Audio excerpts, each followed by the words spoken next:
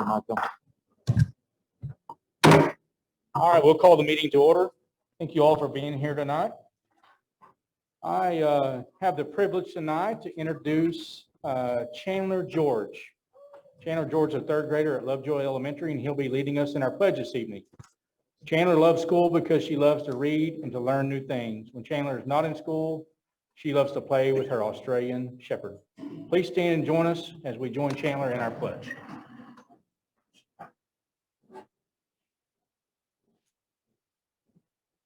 Hi, I'm Chandler George, and I will be leading you in the pledges this evening.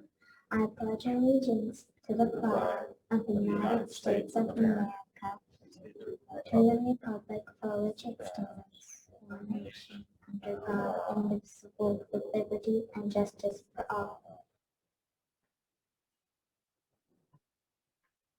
Honor the Texas flag. I pledge allegiance to the Texas one state under God, one indivisible.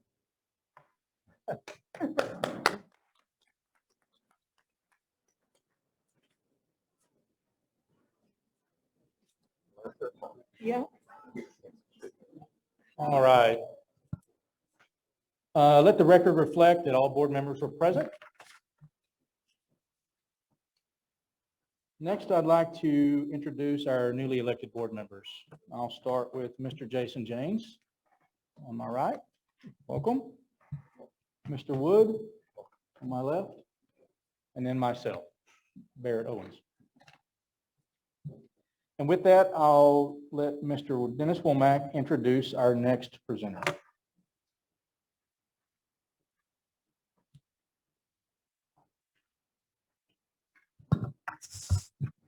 So this evening, we have the opportunity to have Dr. Tracy Ginsburg, the Executive Director of the Texas Association of School Boards, with us. And Dr. Ginsburg, if you'll start heading up to the podium here.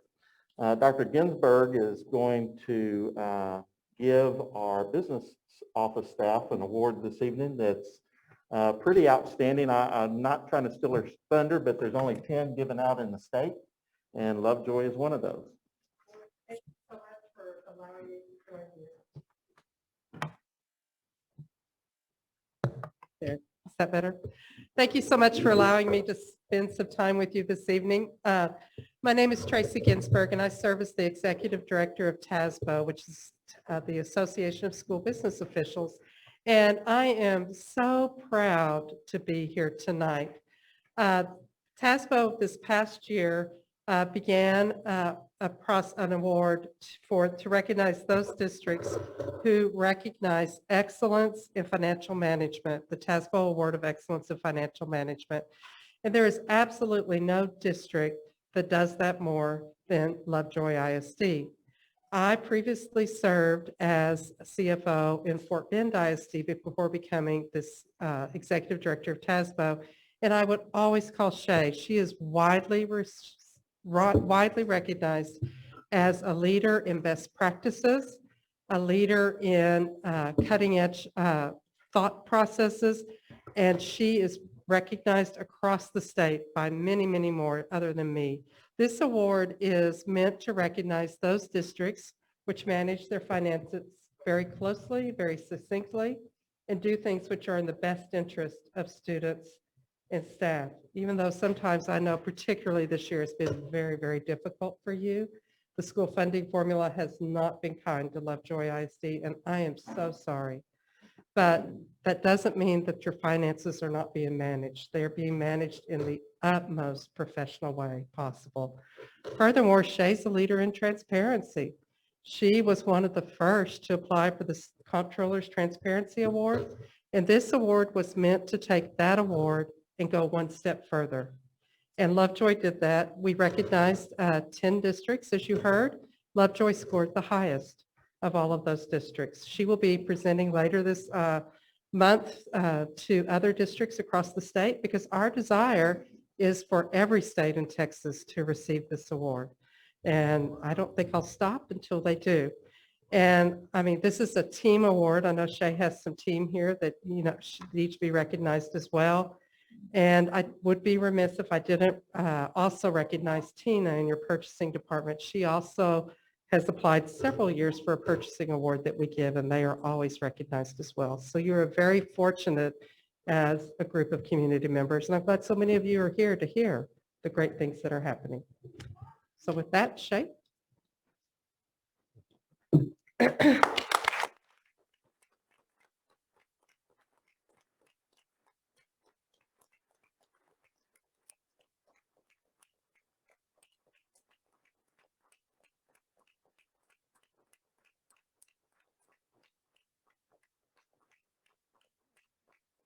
Just wanted to quickly say thank you, Dr. Ginsburg, for the kind words. Thank you to the school board for supporting for so many years us really stretching out and having strong internal controls and transparency and financial reporting, even when it's very difficult. I have two team members here with me tonight. We have more on our team. Dee Dee White is our coordinator of business services and has been instrumental in so much over the years. She's been with the district since Hart opened, actually, and I've been very, very fortunate to have her manage so many things in our office. Tina Thompson, as Dr. Ginsburg said, is our director of purchasing and has us in the top of that field with all of our contracts and bidding. And again, so important with our internal controls. Very instrumental in this award also is our director of data integration, and that is Deanne Bickford. She's watching with us on Zoom. So hello, wherever you are, Deanne. She was very instrumental in the compilation of this award. And also we have Linda Green, who is our accounts payable specialist, business services specialist, who pays all of our bills and processes and does so much more than that. Has been with the district for a long time. Many of you may have known her when she was in the athletic department.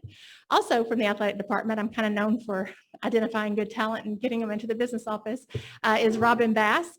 And she is now a payroll specialist working alongside our director of payroll, Tracy Henderson. And each one of them contributes so very much depth and are very careful to make sure that we are all good stewards of our taxpayer dollars, even when it's difficult to deliver those messages. Your dollars are taken care of in a very strong fashion. And I appreciate you. Thank you.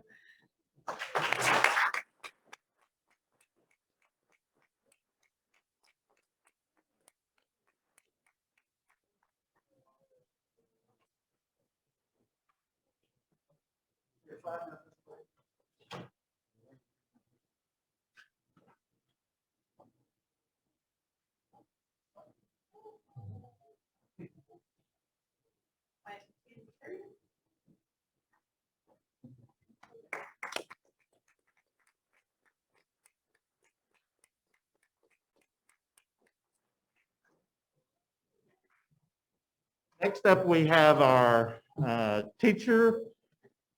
Campus Teacher of the Year Awards. And we're going to start out with Hart Elementary. Yay. So each of our principals will come up and introduce their recipient.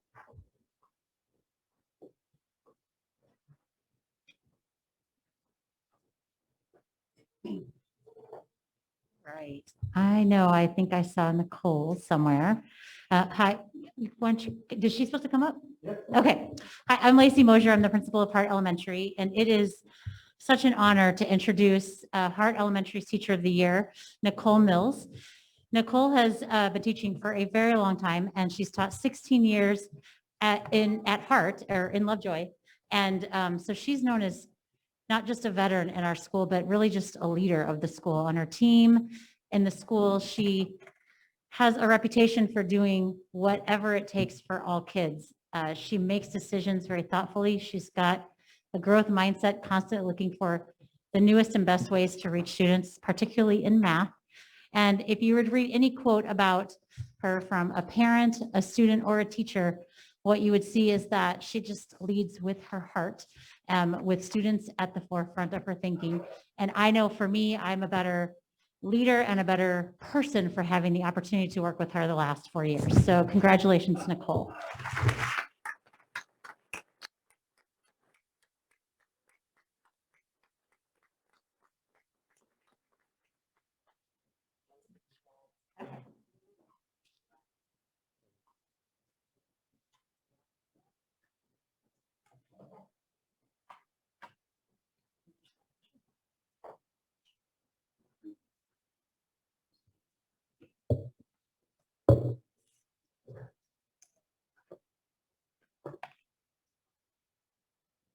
Hi, my name is Wendy Kraft, and I have the honor of serving as Lovejoy Elementary's principal. And it is with great honor that I introduce to you our Teacher of the Year, Miss Cheryl Nicholson. She has been teaching for 22 years, and 10 of those years have been in Lovejoy at Lovejoy Elementary.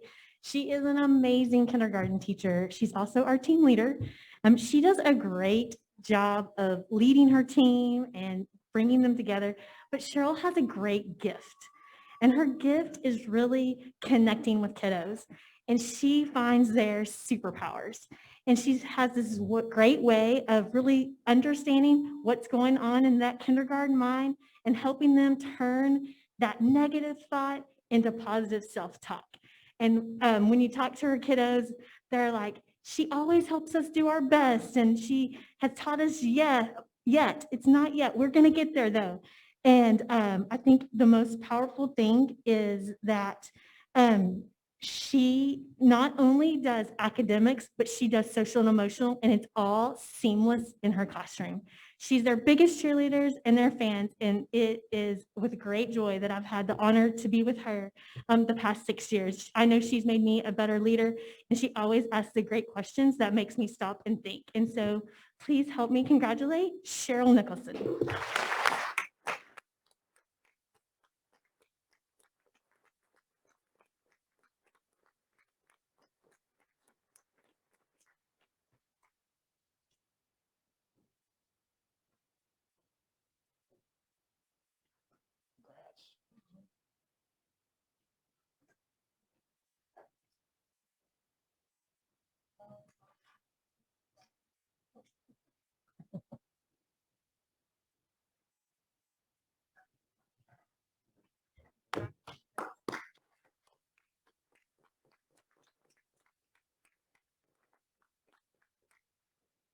Good evening. I am Holly Haynes, the principal at Pester Elementary. Come on up here, Melanie. It is my pleasure this evening to introduce to you our Pester Elementary Teacher of the Year, Miss Melanie Porter. Melanie Porter has been teaching for 22 years. She's been in Lovejoy for 8 years. She is known far and wide for her beginning of year visits to every single student's home. She does home visits to pass out jitter glitter, because we're all a little jittery before that first day of school. And she, the name of her game is relationships, and we know that that is the key to ultimate student learning. She builds relationships with her kids and with her families, and they are deep bonds. Her kids come back year after year to see her. So Miss Porter, you are so deserving. Thank you. Good job.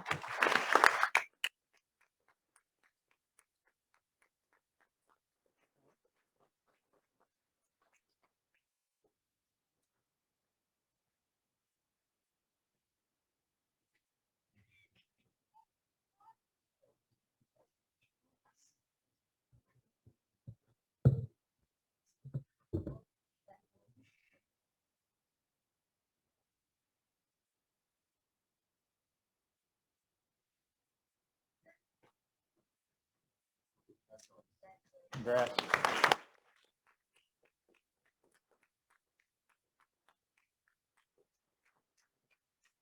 My name is Ray Winkler. I'm the principal over at Sloan Creek Intermediate School. I'd like to invite Vicki Turner up as our Teacher of the Year. Congratulations, Vicki. Give her a hand.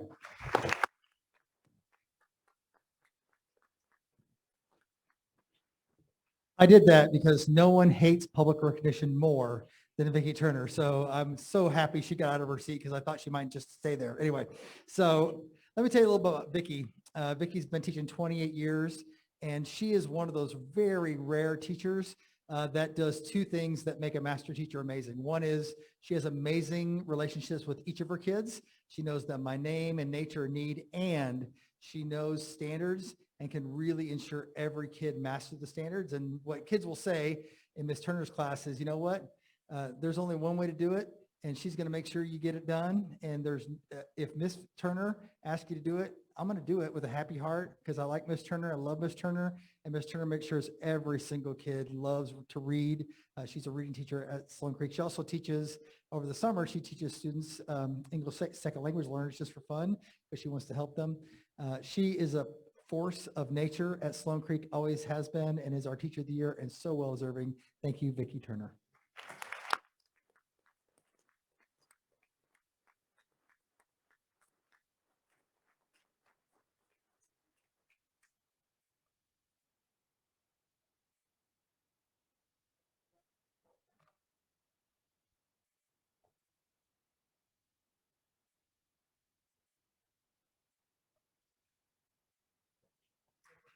Congrats.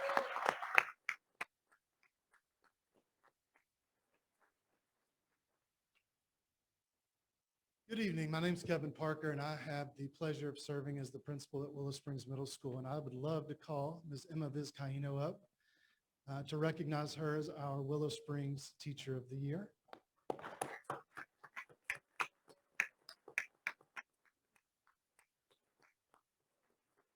Ms. Viz, as she's affectionately known as, is the Spanish teacher. And if you would see the size of our program in 8th grade, we have a majority, almost all 8th graders take Spanish 1 at Willow Springs Middle School.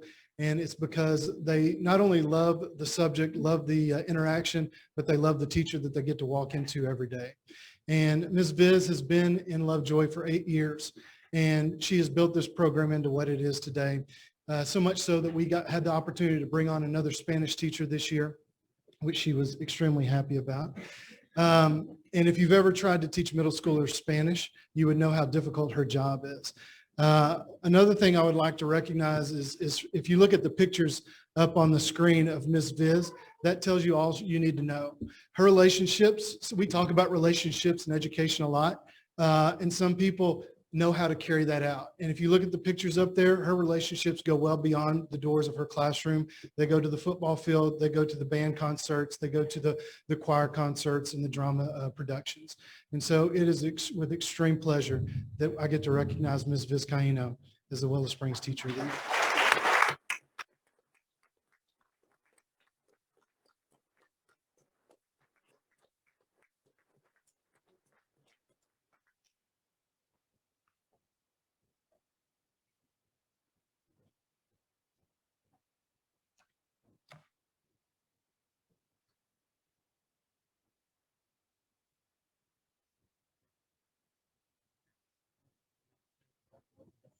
Congrats.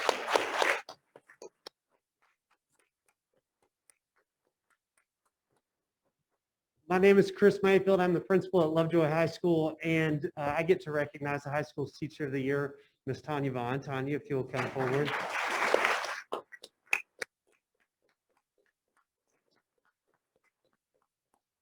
So I got hired 11 years ago, and I came to Lovejoy High School as an assistant principal. And I think before I even got to meet Tanya Vaughn, whenever anybody would talk about Tanya, it was in these revered tones. She was already reaching legendary status 11 years ago. And that has done nothing but grow over the last 11 years. Tanya usually teaches a group of students that school does not come easy for. And she goes the extra mile every day individually for those kids. She's affectionately known often as Mama Vaughn, and that's because she doesn't just hold them accountable, she loves them, and she's their biggest cheerleader, to be quite honest. I can think of nobody who exemplifies the heart of Lovejoy more than Tanya Vaughn, and it's my pleasure tonight to recognize her as the Lovejoy High School Teacher of the Year. Tanya Vaughn.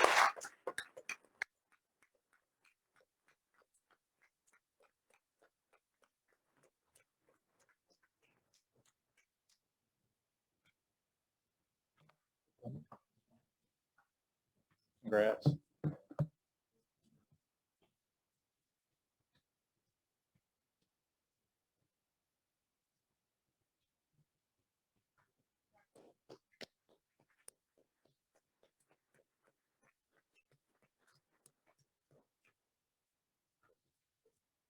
Every year, we can only submit one of our elementary teacher of the year and one secondary teacher of the year to our regional service center, which we're in Region 10.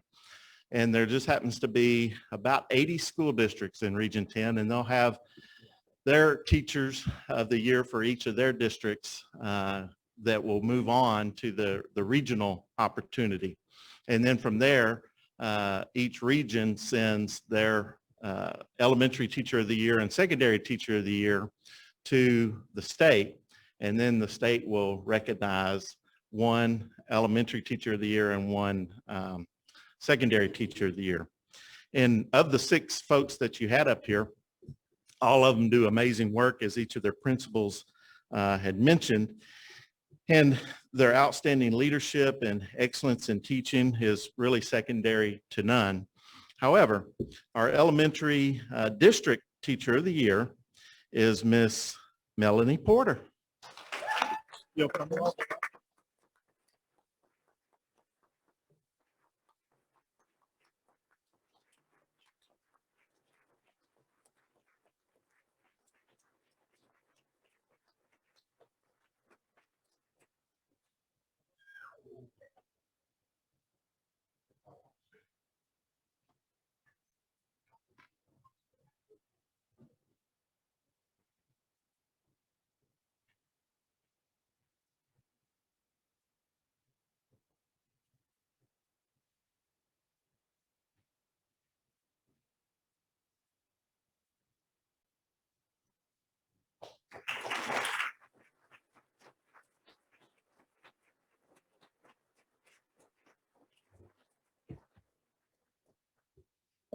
And our secondary teacher of the year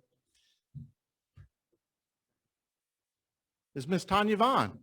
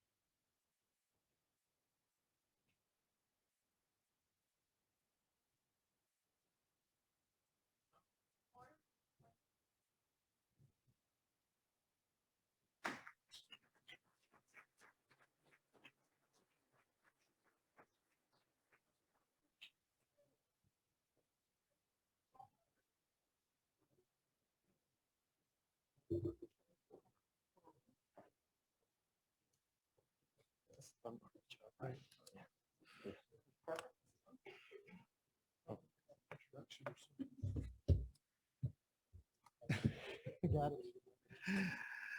Again, I'm Kevin Parker. I'm the principal at Willow Springs Middle School, and I'm going to recognize 3 groups of students tonight. Before I do that, I'm going to ask Ms. Zetschi and Ms. Barb Smith to come up here and help me present these awards. The first group of students that I would like to recognize are our yearbook students led by Ms. Bev Zetschi. Right there is perfect. The 2020 edition of the Willow Springs Middle School Yearbook, the Rosette, was entered into the Interscholastic League Press Conference competition, which is a subsidiary of the UIL, or University Interscholastic League. And keep in mind, this was last year's yearbook, so 2019, 2020, it was entered into last year's competition, or this year's competition, but last year's yearbook. And that is a state journalistic competition. The purpose is to emphasize journalistic writing and coverage in student publication as a means of teaching higher order thinking skills in students. Student publications are judged and assigned ratings by publication specialists.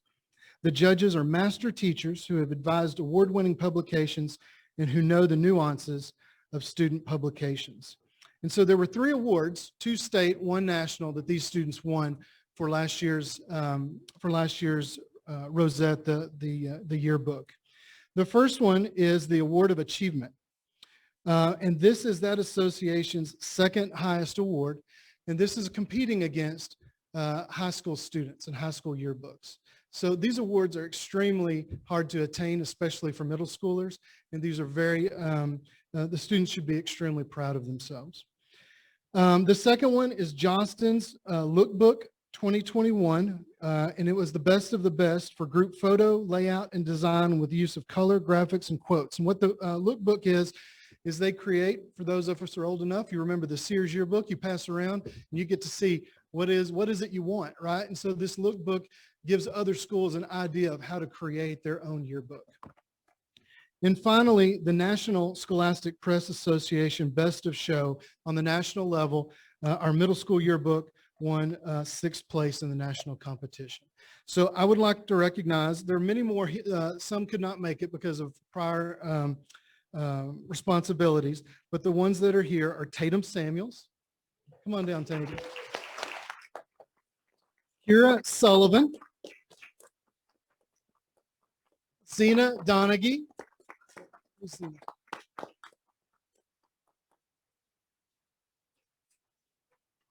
And one 9th grader who was Willow Springs, of course, last year's an 8th grader, Grace Johnson.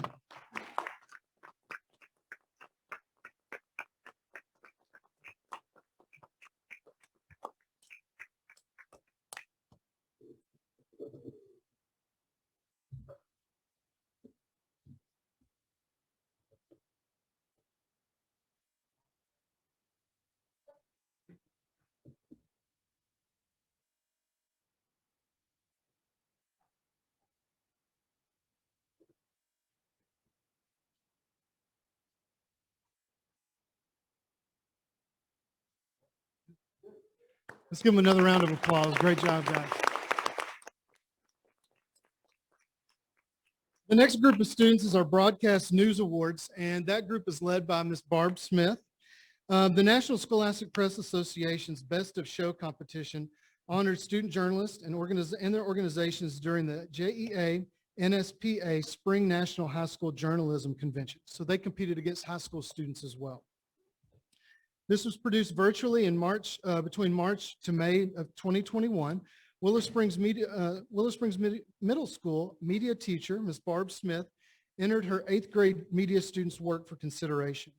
Winners were announced in a convention awards ceremony on April the 10th. Ms. Smith's team won 1st place against high school students in Best of Show in the national competition, and 3 of her students received multiple awards in 2 other categories, broadcast news story and COVID-19 reporting. Ms. Smith's students were the only middle school students to win the coveted awards against high school students. In another competition for the state of Texas, multiple students won in the Texas Association of Journalism Educators Best of Texas Broadcast competition. Again, there are multiple students that weren't able to make it here tonight, but for the sake of time, I'm going to announce those that are here. Ms. Mia Ray, Chloe Smith, Hannah Fetadine,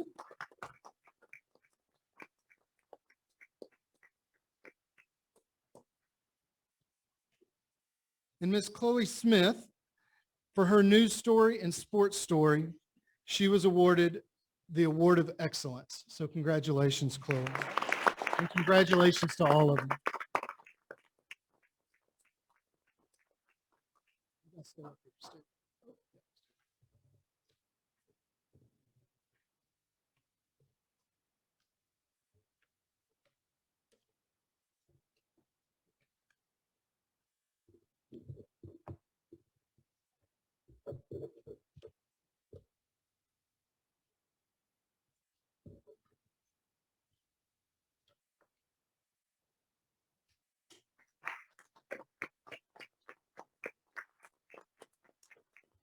And the last group of students that I would like to recognize are our robotics students. Yes, stay up here. And I would love for Ms. Sylvia Woods to join me up here to present our robotics students their awards. Bring them up. With Troy. This was really a banner year and a breaking of the ice for our robotics program at the middle school. We had 4 Willow Springs robotics teams that competed at the state level this year, and this is the first time Willow Springs team has had this opportunity and was able to compete at the state level. So I'm going to first recognize Team 1082T. At the state level, they placed 18th. And that team includes Austin Hummel, Garrett Payne, Zach Hetner, Luke Doyle, and Zach T.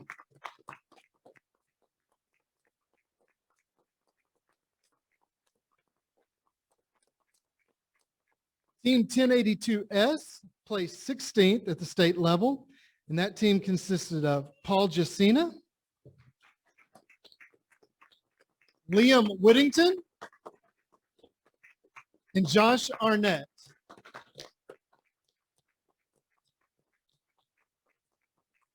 Team 1082G placed 7th at the state level. That team consists of Hannah Schnur, Olivia Lee, Mega Siri Parapu, and Veronica Yee.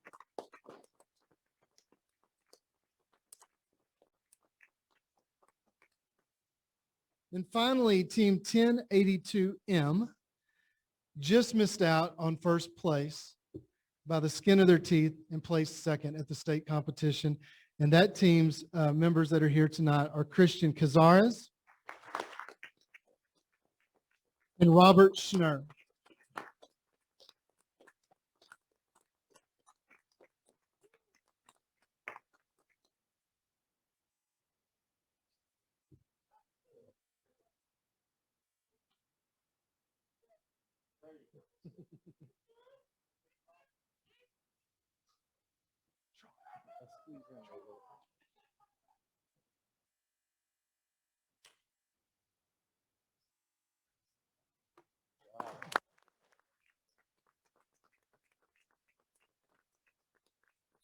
The last thing, I do want to say one thing. These three groups are led by four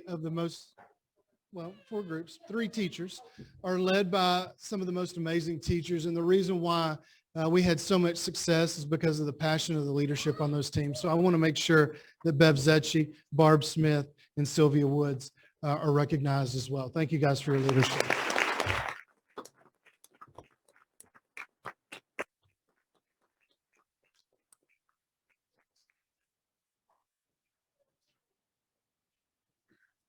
I also get an opportunity tonight to recognize a couple of other groups. And so at this time, I'm going to ask Ms. Pam Ford and Mrs. Kara Adler to come forward and share some recent success that we've had at the state level in our computer science, our science, and our journalism program. So I'm going to let you ladies come share that information with our community and recognize our kiddos.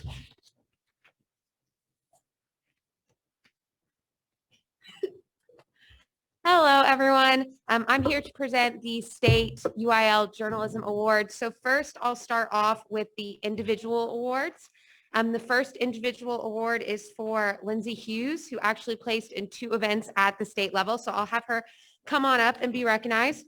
So she got 2nd place in news writing at the state level and 4th place in editorial writing at the state level.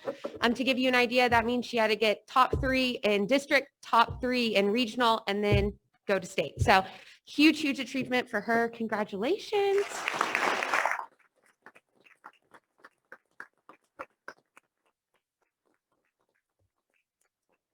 Our next state winner is attending virtually. So hi, Andrew. But he received 2nd place in copy editing. So congrats to Andrew Mao.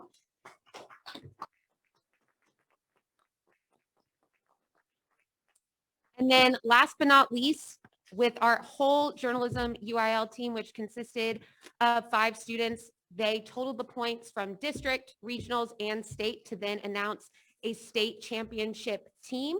And Lovejoy was awarded 1st place. So the journalism UIL team got 1st place at the state level.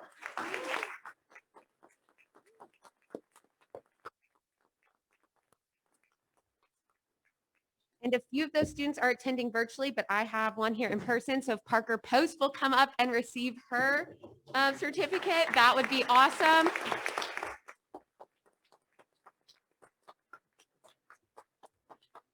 Yes, you get a certificate. And Parker competed in copy editing and feature writing in district and in regionals. And then a few other members of the journalism state team are not here with us, but Matthias Ailing and Caleb Patino also deserve some recognition. So congrats to them.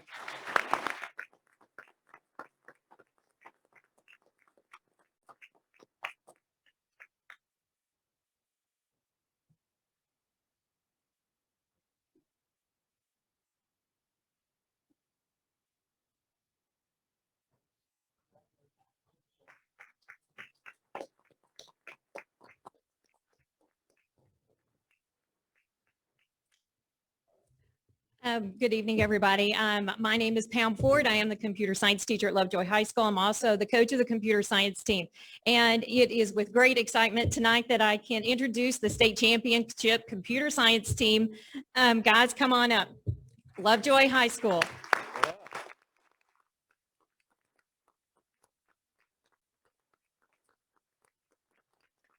So these guys have been working tirelessly for 3 and 4 years for this. We have been meeting once or twice a week ever since school started. They have been working weekends, evenings, watching YouTube videos, competing online, as well as on our contests. We've gone to 12 contests this year. We've had numerous successes. First places, second places, and third places, national competitions. We won first place at Lockheed Martin's Code Wars, and then Code Quest, and then Code Wars we won third place.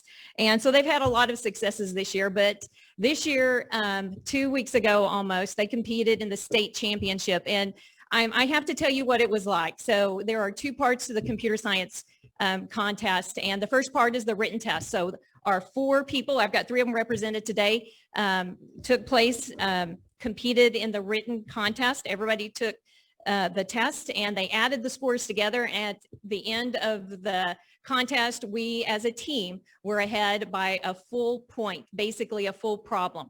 So then the programming portion comes up, and it's a 2-hour programming contest, and they give you a packet of 12 problems. You have 2 hours to complete as many as possible. So we knew we were up an entire problem from the field because of how well we did on the written test. And so we knew that our nearest competitor had to solve 1 more problem than we did. And at the end of the 2 hours, our team had solved 11 of the 12 problems in the packet in just 2 hours, the state competitions. So they did extremely well. And this was a banner year for us. And I also want to recognize and tell you how they did individually. So the first one I want to recognize is Nathan Fowler. Okay, so Nathan got on the written test, he scored 6th place on the written test. And Josh Lass scored, I believe, 12th on the written test. And then Kevin Sue came in 4th on the written test. And then on the written test, he is not with us today, but I think he's on Zoom with us. But Mark Wynn actually came in 1st place, and he is your state championship person on the written test in computer science. So Mark Wynn, this is his senior year. And when he was a freshman, he got 2nd place at state. Sophomore, he got 2nd place at state. Last year, we couldn't go because of COVID. And his senior year, he wins the state championship on the written test in computer science. So he did wonderfully. Guys are leaders for the computer science team. I've got 25 kids on the computer science team. This is my A team. And not only are they good at programming, but they are also excellent at volunteering and teaching the other kids our algorithms so that they can bring them up to their level someday so that we can keep competing at a high level. So congratulations, guys, on your state championship.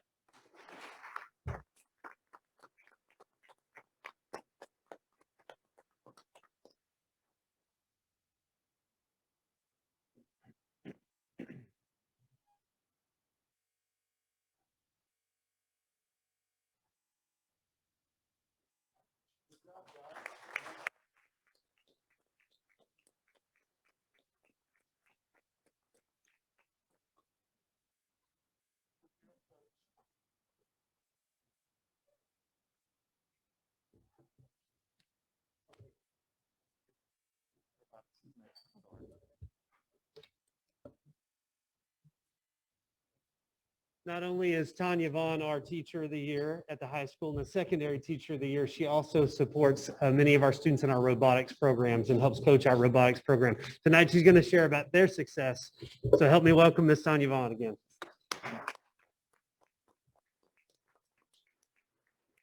If I could get the members of 1082C to come up. This year was a challenging year for our robotics team. They worked together in person, and then they also talked virtually. If you don't know anything about robotics, there's a 15-second programming piece, and then there are elements in the game. This one was more like a tic-tac-toe game. And so you had to program, and the game changes every single year. So what robot they're using this year is not going to be the one they're using next year. Members of 1082C would include Madeline Coughlin, Daniel Hanna. Come get your certificate, guys, if you're here. Daniel Hanna, there you go. Daniel Khalil, Alyssa Vaughn, Joel Wallencheck, Luke Whitfield, and 1082C won the tournament championship at the Anna High School at the Bex event. And at the state competition, they ranked 15 and made it to the quarterfinals. So that's 1082C.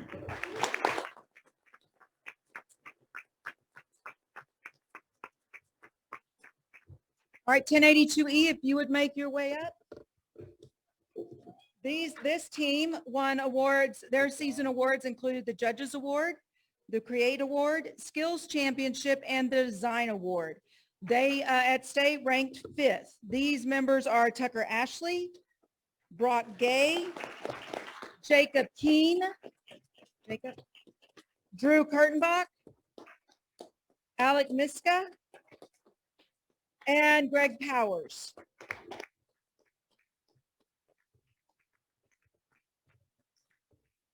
And our last team is 1082X.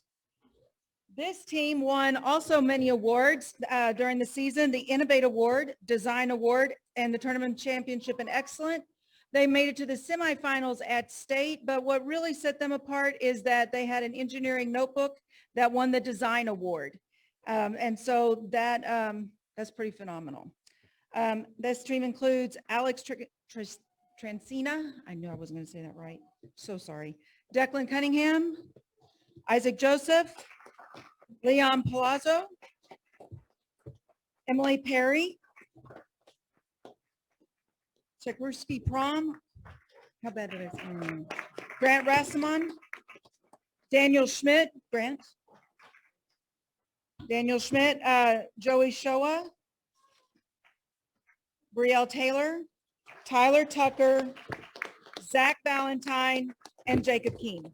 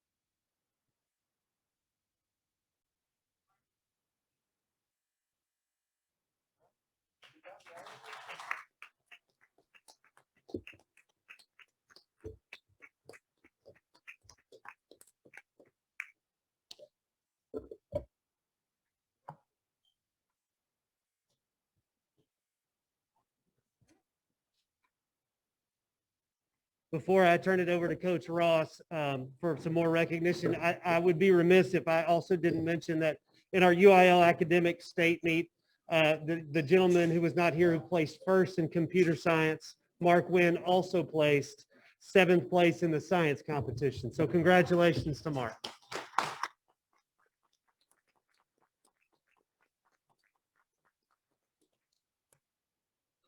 At this time, I'd like our Coach Eaton, Coach Tischer, and the rest of our wrestling team to come down here. I'm going to have our coaches are going to be bragging on the kids while they're making their way. I'd like to brag on these two coaches. Did a phenomenal job with this group. He's going to be pointing out the individual successes, but I think we need to also point out as a group, they were undefeated, dual team champions in the district. That's unbelievable. We had state champs, district champs, regional champs in this group, not to mention our numbers in the 7th and 8th grade are phenomenal. It's a credit to the leadership of these two men.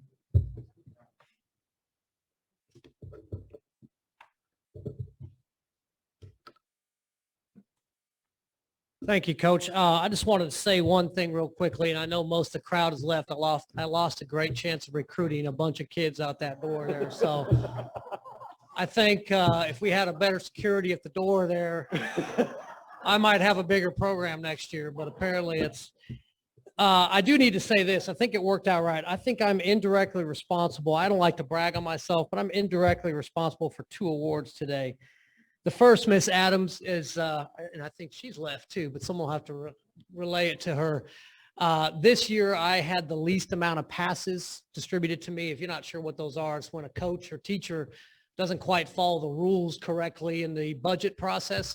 Not taking money, anything, just didn't follow the steps right. I brought my pass down, my average down at least 10 passes this year. So I think I helped out with that. So I'm a little late for that picture, Dr. Womack, but I'd like to be in that later maybe. Secondly, our elementary teacher of the year, I've got to say, I believe Miss Porter left already too, but she was hardened by one Cameron Eaton a few years ago. So I guarantee her award comes from me and my son having to go through and her having to teach my son. So again, I wasn't in the picture, but I'd like to see that maybe later. So. But again, we're about these kids. Before I start talking, I know this hasn't been done tonight and it should have been, but I'm going to ask all our parents of these 9 individuals, please stand up because this is the reason we're here.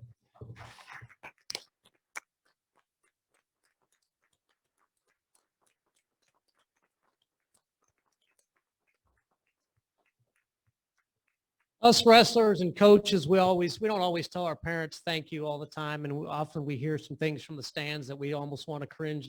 Oh, Mom, that's not what happened. But we really appreciate our support of our parents. Our parents have been a great a backbone for our team at these tournaments this year being such an unusual year. So, but just to go on again, what Coach started, we have great coaches. Coach Tischer here came on last year, has done a phenomenal job assisting us and helping us through this program.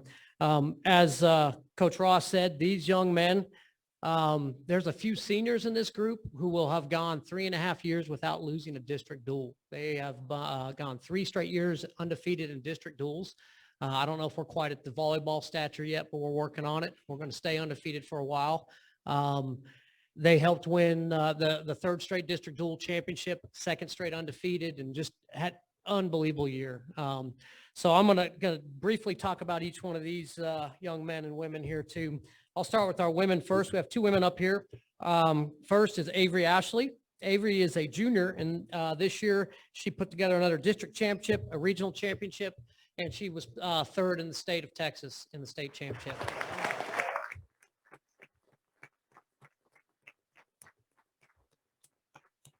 On a side note, Avery wrestled this past weekend at the Women's National Tournament in Irving, Texas, and faced many college women. It's an age group where you go up to about 20, 21 years old and defeated several and made it to the top 12 out of a 50-person bracket. So amazing tournament for her.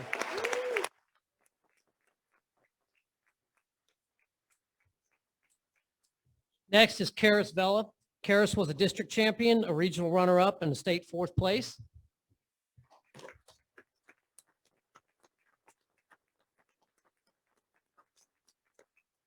I would really dare anyone to find someone that doesn't exemplify our graduate profile and just the work ethic that we have in Lovejoy that Karis does. Not only is she a multi-sport athlete, she's a multi-sport athlete in the same season. She swam for our varsity team. She wrestled for us, played in the band, and did many other things, and just an unbelievable person. So she's one of our seniors that we're going to miss, but if we can give her another round of applause.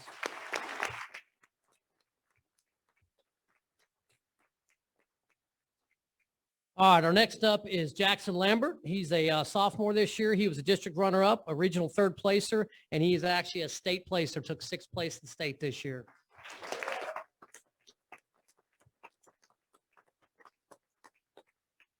Jaden Bennett, another sophomore, district champion and a regional runner-up.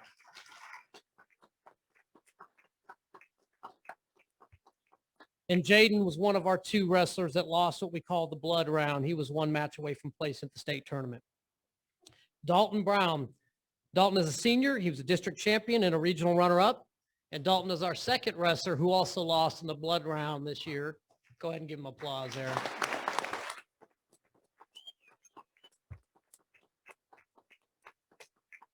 Had a great season and just narrowly missed placing this year.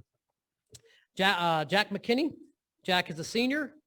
He was a district champion and a regional fourth placer. Give him a hand.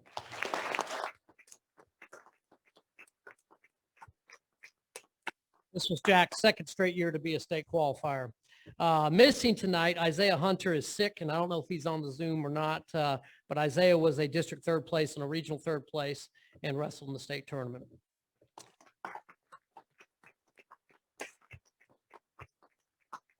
Next up is Corey Solis.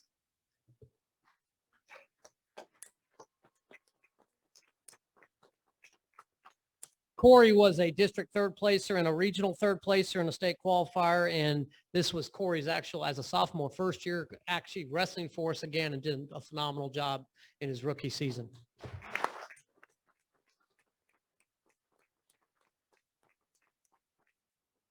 Next is Austin Blair.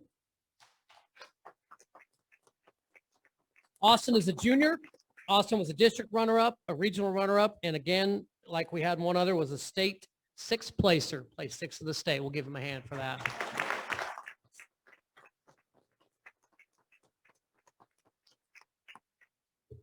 And you might think this is because of Alpha, but our last guy is Jacob Underwood.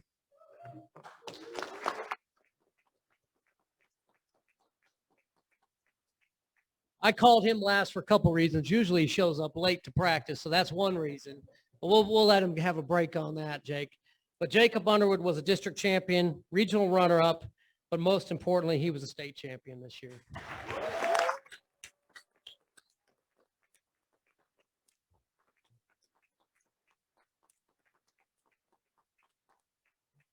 Jacob becomes our first ever men's state champion for Lovejoy High School.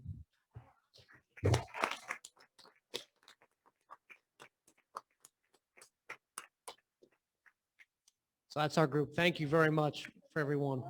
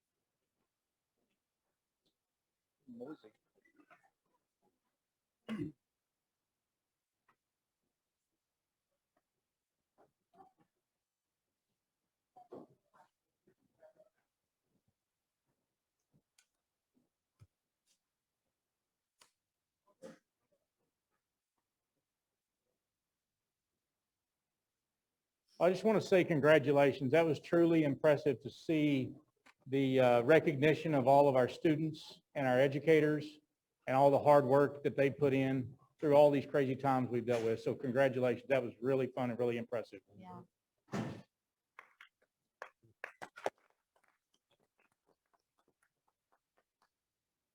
Next up, we have public comments related to non-agenda items.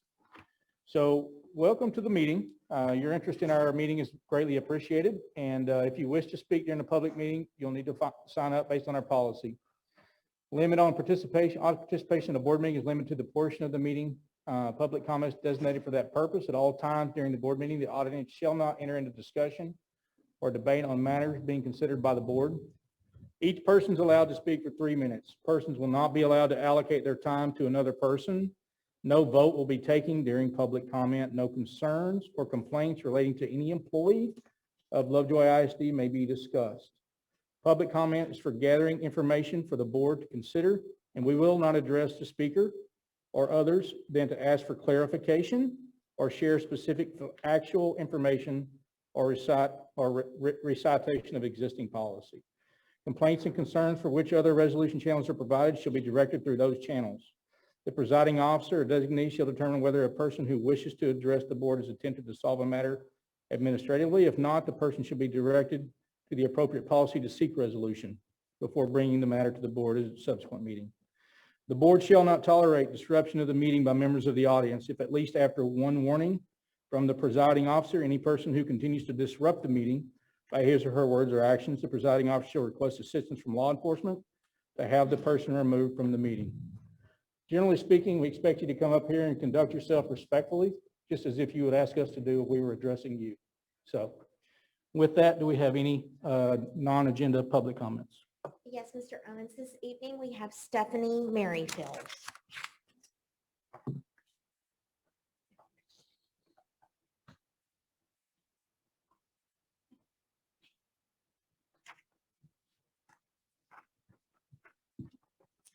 Good evening.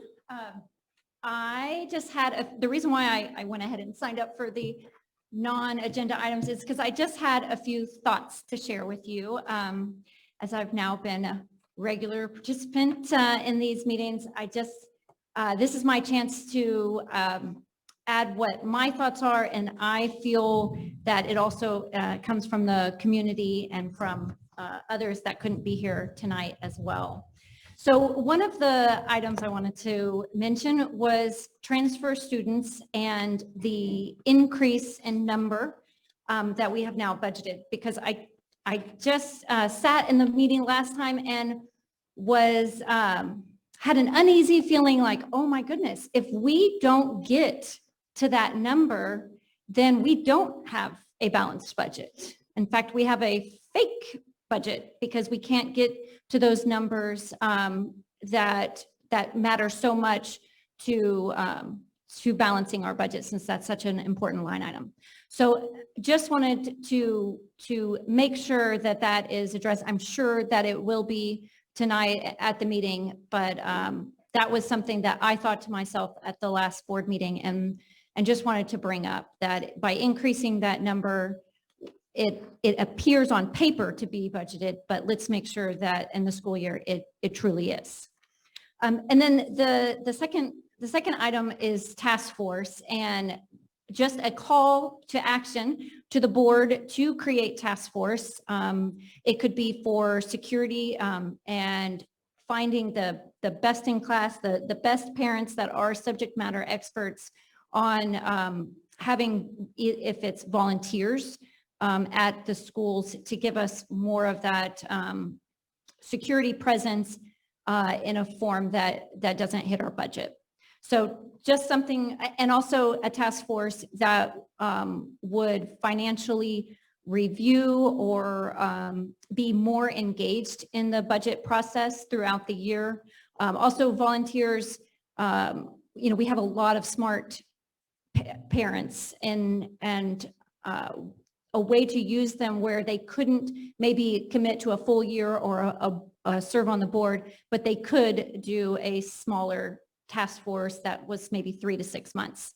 So again, just wanted to encourage the use of that, and also for more transparency in the administration roles that were added last year by our previous superintendent, and more, at a board meeting, one of the discussions had been the $400,000 that went from the buses to administration. So I would just ask for more transparency on that. And if that isn't the case, then please communicate that to the community. The board has done an awesome job making some changes in communication and transparency, and it's been noticed and it's appreciated. So thank you for all that you do. Thank you. Mr. Owens, that ends the public comments related to non-agenda items. We do have public comments related to agenda items. The first is, and I apologize in advance if I say any names incorrectly. The first is Mahala Ahern. Whenever they start apologizing for how they say the name, I know it's me. Every time. I'm so sorry. Okay, I'm not a really comfortable public speaker, so I apologize. I'm just going to read. Thank you for your time tonight. One of the key objectives of the Lovejoy Advocates Group is to collaborate with Lovejoy families and our district leadership to advance the change and overall improvement we need to truly be better tomorrow. One of our current priorities is to actively participate in the district's search and hiring of a new superintendent. So we decided to survey the community on their desires regarding the next superintendent with the promise of presenting those results to you. But before I present the numbers, I would like to say that this is not meant to be a personal attack, and making this presentation is not something that I take pleasure in. In fact, it's been something that I've struggled with all weekend as we were collecting the survey responses. But much like having to make the difficult decision to close Lovejoy Elementary or charge for bus services, this is just purely a business-minded action. Moving on to the survey results, we asked 2 simple questions. We received 260 responses over 4 days, a very short period of time. The first question was, when choosing a new superintendent for Lovejoy ISD, I would prefer that the school board, A, hire someone with no previous connection to Lovejoy ISD. 72.3% of the respondents chose A. B, promote someone from within our current administration. 10.4% chose B. And then 17.3% chose no preference. Secondly, we asked people to identify as a parent, student, interested taxpayer, or district employee. The vast majority, around 85% of the respondents were parents, and we had about 10 people identify as district employees. And we think it's also important to examine what the employees would like. And of the ones who responded, 61.5% preferred that you hire someone with no previous connection to Lovejoy ISD. 26.9% had no preference, and 11.5% wished for someone to be promoted from within our current administration. As I wrote to you all in my email a couple of weeks ago, this district needs a superintendent with a fresh perspective. I think the survey results clearly show that the parents and the employees of Lovejoy ISD feel the same way. We are looking for a clear and final separation from the previous era, actually the previous era, I guess. And that's it. Thank you.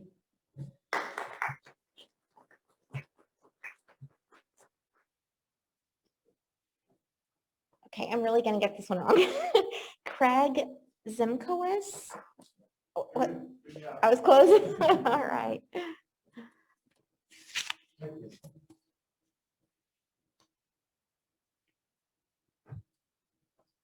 I think it's with, there you go. There you go. I'm a parent here in Lovejoy. My son's in the athletic program. I'm here specifically to voice my support for the athletic funds that are earmarked in the bond. And you sit at this meeting tonight, and a lot of the people that were here are now gone. We're here to show our support, our gratitude, and give a lot of praise for the success the district has had, for the students, for the faculty, for the staff. And the way I see the money that's earmarked for the athletics part of the bond, this is kind of what you need to invest to have that success, right? It's the minimum. It's a modest request. I started my career as a CPA, so I know what it's like to invest. And I know what it's like to be smart and responsible about your investment. But my son's in the basketball program. What they're looking for is, weight room equipment that's 15 years old. Scorer's table and chairs is 15 years old. These are the things you need, kind of the minimum commitment you need just to give them the opportunity for the staff and for the students and the athletes, the opportunity to succeed and be successful. I think it's reasonable, I think it's modest, and that's why I'm here to voice my support. Thank you. Thank you, Craig.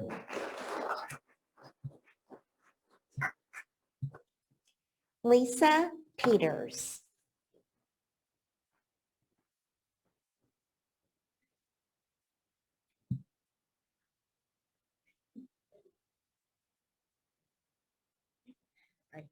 Good evening.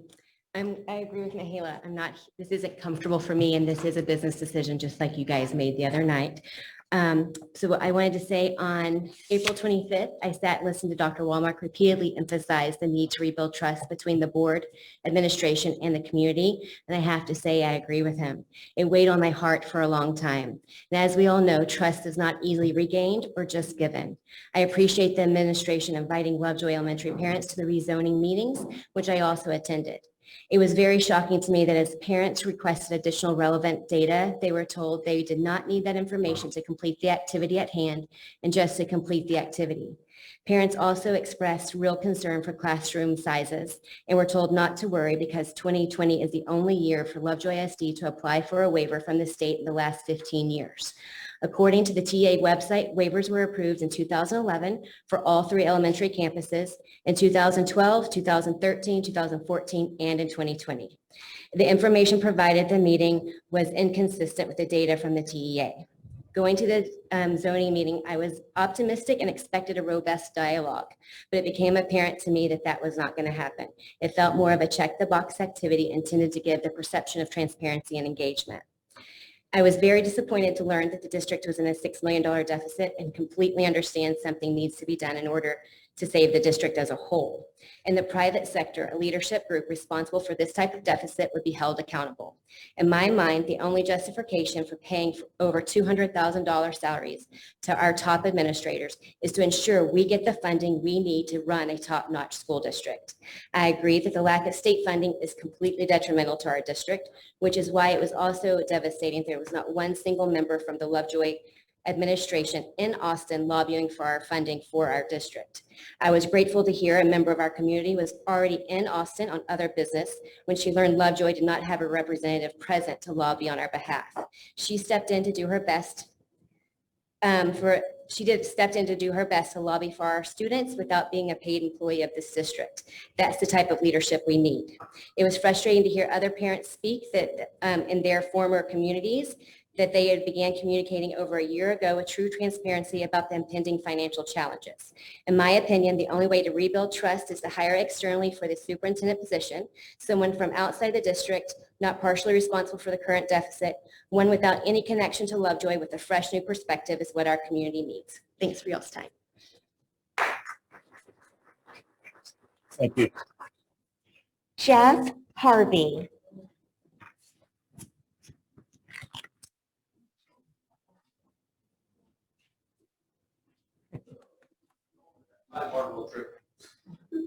I saw it. Good evening. I would like to thank the school board for affording me the opportunity to speak tonight to show my support for the athletic improvement bond project.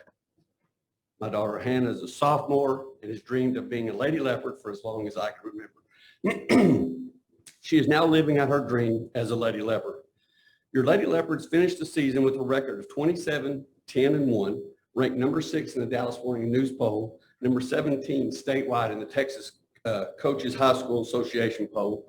They're by-district champions, area champions, and will be playing in the regional quarterfinals later this week. Due to Lovejoy having natural fields, they've been unable to host a home playoff game due to inclement weather or the forecast of inclement weather. This comes at a cost in the form of real dollars, as we must pay for the use of other fields, as well as our fan support of a home game. The atmosphere surrounding a home playoff game is electric, and the team feeds off that electricity. There is nothing else like it, and it cannot be replicated. The support of their fans and community matters. Their on-field success is not by accident. It is a byproduct of a year-round strength and conditioning program that sets the stage for a long season and playoff run. This continued success cannot be achieved with our current weight room facilities, hitting cages, and game fields. We must take this opportunity to upgrade all of our facilities as to not lose the competitive advantage currently held by other schools within the district. These athletes represent Lovejoy in ways that you may not know. Many of the Leopards, excuse me, many of the Lady Leopards play on travel ball teams that compete at the highest levels and travel throughout the United States. In addition, several of the ladies have been recognized nationally as top players at their respective positions. So each time a college coach picks up a flyer sheet, they will see Lovejoy High School. The impact these athletes have reaches beyond our school district and the great state of Texas. I respectfully request that the board approve the athletic bond proposal presented by Coach Bucket and Coach Ross. Thank you for your time. Thank you, Jeff.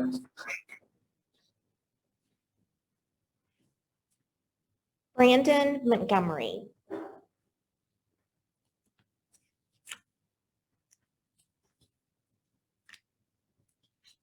Hey y'all, how's it going?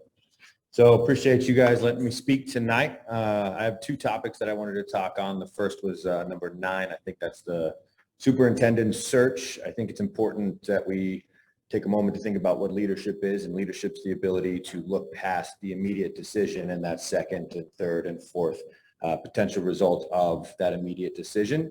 I don't know if that's always been the case, so I think that's a really important piece of the puzzle. I think we should make sure we have someone who knows how to balance a budget, make sure that we stay on track for things. I know it seems odd to say, given that we just won an award for being very good financial managers, but it does seem like we're in some interesting times to be having that award given. The second thing I wanted to talk on shouldn't be a shock, as you probably all got emails from me. I think we should get rid of masks for our kids. I got a 6-year-old at Hart Elementary who complains constantly of having a stomach ache, not being able to breathe, not being able to see or pay attention because she can't see her teacher's lips moving. And there's really no reason for her to be in a mask. We say we're following the recommendations of the TEA. I will point out to you that under the age of 10, they do not think that children should be wearing masks. So at a minimum, I think we should see tomorrow those kids out of masks. And frankly, I think it should be optional across the board. That's my 2 cents, and I appreciate your time. Thank you, Brandon. Mike Bardwell.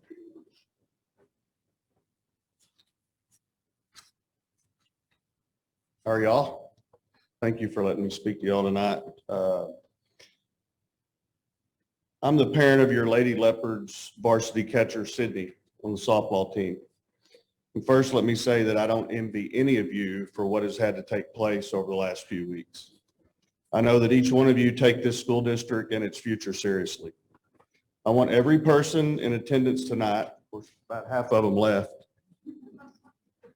and those watching via the live feed and recording to hear this again. This bond package does not have anything to do with the current budget shortfall and the closing of an elementary school. If it did, I would not be standing before you.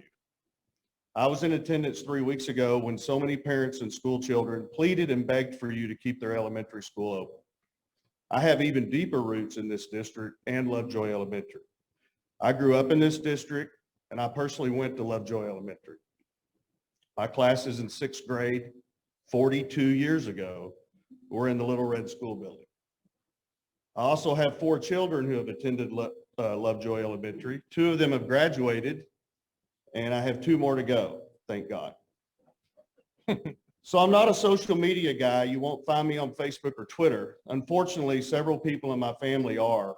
Some of the ignorant comments that I have heard on these platforms, including the Nextdoor app, are infuriating. I'm standing up here to say again that these athletic improvements are with bond money. This is money that must be spent on current facility improvements or new buildings. Obviously, as of today, Lovejoy isn't building any new schools anytime soon.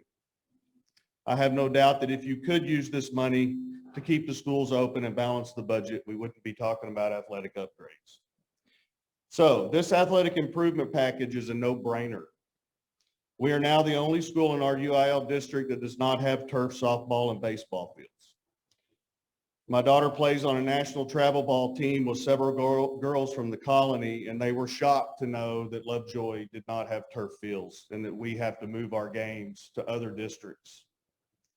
I was real impressed with Coach Puckett and Coach Ross's presentation at the meeting 3 weeks ago. They obviously did their homework. And one thing Coach Ross said that night was that Lovejoy's athletic facilities are our district's front doorstep. It's the first thing other high school athletes and their parents see when they come onto our campus. That's because it's the first thing I see when we play at our opponents' campuses. With that being said, we aren't winning any awards with our current softball and baseball fields and the age of our athletic facilities and our weights. You all are all smart people. You were elected to do what's right for our students, our athletes, and our facilities. Please do what's right in this instance and vote to approve this athletic upgrade and bond project. Thank you. Thank you, Mike. Sonia Vigan.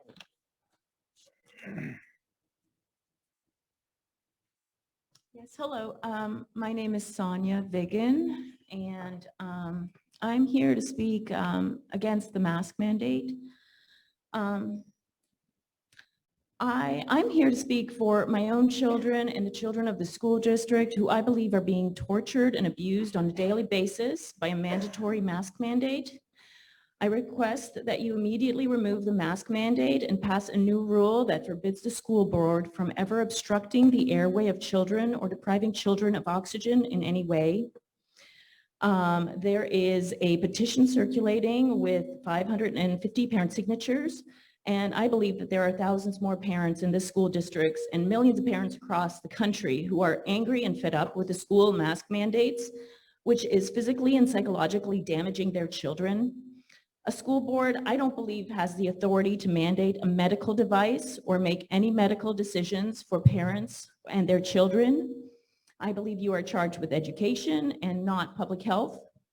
Masks are causing neurological, physical, and psychological damage to our children. Dr. Marguerite Gris-Brisson, an MD, is a PhD in pharmacology with a special interest in neurotoxicology, environmental medicine, neuroregeneration, and neuroplasticity. And this is what she has to say about masks. To deprive a child or an adolescent's brain of oxygen or to restrict it in any way is not only dangerous to their health, it is absolutely criminal. Oxygen deficiency inhibits the development of the brain, and the damage that has taken place cannot be reversed. Masks are killing brain cells, lowering immune function, causing hypoxia, which is low oxygen blood levels, hypercapnia, which is high carbon dioxide blood levels, increase in cell and blood acidity, toxicity, oxidative stress, chronic inflammation, progression of chronic illness, headaches, decline of cognitive performance, among many, many other negative effects. And oxygen deprivation harms the brain, heart, liver, kidneys, and lungs. Consistent mask wearing can also cause chronic stress, anxiety, and depression. Our kids are experiencing all these negative effects, and the consequences for children are even more devastating because they are being deprived of oxygen during their developmental years. The tragic and insane part of this is that this is being done for no reason and with no effect. By now, everyone knows that COVID is no more dangerous or deadly than the common flu. The case fatality rate is exactly the same as the flu, if not lower. Children are not affected, and children do not spread the virus. Also, mask wearing does not prevent the transmission of respiratory illnesses, including SARS-CoV-2. The virus particles are too small to be contained by any cloth or paper mask. This has been proven by dozens of peer-reviewed, double-blind, placebo-controlled clinical studies that have been conducted over the last 2 decades. I do not recognize the CDC's right to judge. Thank you. CDC is not an elected body or a legislative body. It has no power to make laws. Free autonomous Americans have the right to ignore the Okay, CDC thank you so much. for themselves. Thank you Ma'am. very much. So, to summarize, why are we brain damaging our kids for no reason? So I respectfully request that you immediately remove the mask mandate and pass the rules. so Thank that you. The school board will never again deprive children of oxygen in any way. Ma'am. Sonia, thank you. I would appreciate you guys paying attention to and honoring the rules that we've got for the public forum going forward. Holly Holt. Thank you for your time tonight. I'm going to keep mine short. You guys have had a few emails from my husband and I, and we've sent different documents from the Great Barrington Declaration. There's been studies we've sent from the cases in Sweden. These are all backed by scientists, epidemiologists that have flatly really, it's all backing the reason we don't need these masks. I mean, I look at you guys and it's funny because everything you're wearing, none of you are wearing N95. These don't do anything. The box flatly says on it that these do not eliminate exposure to the risk of any disease. Meanwhile, I have kids at the school who are running around the track, running a mile, and the PE teacher's not telling them to take off the mask. They're outside, for God's sake. They're running around a track. My daughter had to tell, he's a twin, another girl to take off her mask. She was huffing and huffing and huffing just to tell her to take off the dang mask. Ryan, you can explain just a brief one about you. I just want to say, so at my school, I've been going around the hallways and everyone's wearing masks. You can't even wear it below your nose. But if you want a breath of fresh air while you're If in you the even try classroom, to take a breath, they'll tell you just to pull it straight back up and you can't even get a breath out. or to walk down to the nurse's office to go get a breath of fresh air. Yeah. These do nothing. And I've been going to church, just so you know, we started back to church in July during all of COVID. I've not worn a mask to church once. I have not got COVID. We did not space out. We sang beautifully. Kids went to Sunday school. We've been going all along. There's nothing these masks are helping to do. And I don't see COVID spreading around. And I also would be curious if all the kids that have been quarantined that have come into contact with other COVID kids, because we haven't had a lot of cases. If you look at the factor on the website, it's like a 10% if you add everything up across the whole school district, including teachers. With the ones that were quarantined, did anybody else get COVID? I could see it maybe in the high school level possibly, but all these papers basically state that children are at very low risk of spreading infection to their classmates, to the adults, their teachers, even take it home. Secondary transmission is even non-existent. So if you ever read the masking, careful review of the evidence that I sent you guys to, all this is spelled out. I just wish it could end this masquerade with these masks. If we want to go optional, let the families who don't mind go optional. I'm not protecting you. You ain't protecting me. These masks do nothing. We're not China. We're not in the collective. Thank you. Thank you. Amy Ratliff. Good evening. I'm actually reading Dr. Randy Nadeau, who's the CEO of Shine Pediatrics, was not able to be here tonight. And so he sent some thoughts that he wanted me to share with you guys regarding the harm that masks are causing our children, including his own, who are students here in the district. Masks cause hypoxia, which is an absence of enough oxygen, hypercarbia, which is too much carbon dioxide in the blood. You decrease in IQ as you injure the brain daily with constant mask wearing. If you look at test scores, and less important than test scores, but other standardized brain performance tests, you will see a decline in brain performance. The psychological changes are science, but there is also the neuropsychological trauma of not seeing another person's face. It is ingrained in the human condition to see faces. It is hostile, traumatic, and a form of torture to isolate a child from seeing another's face. The school board and school health officials better recognize the trauma and cruelty you have caused to these children over the past 15 months of COVID. COVID has minimal impact on children up to the age of 44 years old. This age group is not impacted from a mortality standpoint.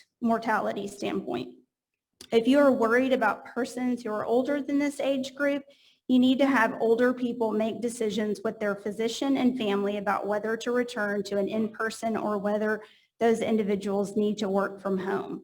There has been nothing in the literature to address that children are spreading infection to adults. We have lost common sense with all of the years of studies in infectious disease and the spread of disease. You cannot spread respiratory disease unless you are sick and have symptoms such as runny nose, myalgia, cough, fever, sore throat. If you do not have any symptoms and you are not sick, you cannot spread disease, period.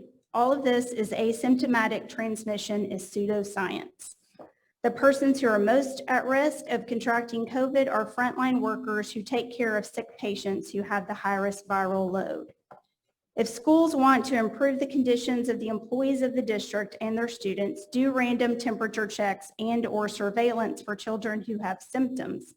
If a child is coughing up a storm or has snot, sorry, his word, not mine, running out of their nose, send that child home, even if allergies, and until that child has proof of allergies or another diagnosis.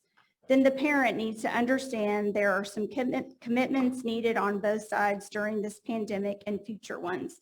But wearing masks for 8 hours a day is hostile, torture, and lacks any scientific basis. Please remove the masks from our children. Thank you so much. Thank you, Amy. Amanda Blankenship.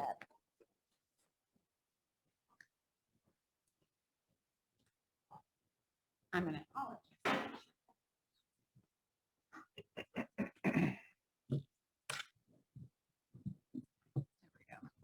Better. I know I cheated in more heels and they're now drenched from the rain, but that's okay. Thank you all for seeing us again. And for one, just adding the mask policy again. And I had sent an email before. I'm not 100% sure what we're addressing tonight, but obviously there's some people here who are passionate about trying to get the mask preserved. And first, I want to thank everybody who is here. And for everybody, there's 571 signatures currently on our petition for parent choice. And I think more than just masks, I think it just is what parents want to make the choice for their children. And this has brought me closer to so many different people in the community, and we've all banded together and been strong. And that's why we're out here today. I also wanted to just update you. We had also told you the listing of schools that have already done this. We will not be the first one to lift the mask mandate. There's currently 152 schools in the state of Texas that have already set this precedent. And then earlier, just today, I forwarded an email to both Barrett and Chad, as y'all were kind enough to have conversations with me about this issue. But Williamson County in Tennessee got a court ruling today. And in that court ruling, the court ruled that local school boards have no authority to issue requirements for face coverings.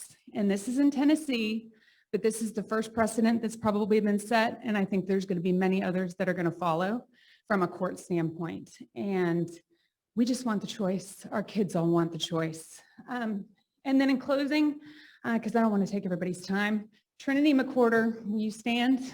So they came in late and she was not able to fill out a form to read her email, but I wanted to share what this did. And I want to point out, this is Cash McWhorter, his wife, myself, Brandon. We all stand at carpool, and that's how we all met and having conversations. So this has really kind of brought a bunch of people in our community together. But Trinity's email said, I don't like wearing masks. They are uncomfortable, first of all. Second of all, this is not about controlling the virus. It is about controlling us. And I am done being controlled. Third of all, why am I being made to do something that I have no desire to do? Fourth of all, as a district, y'all should be listening to the people. And I know for a fact that there are many more people saying how they don't want to wear a mask than 25 high school students saying we should have masks. Why is their voice more important than mine? And the many more people speaking out about not wearing a mask. I ask you to make it an optional mask. She's in 8th grade. This is coming from Trinity.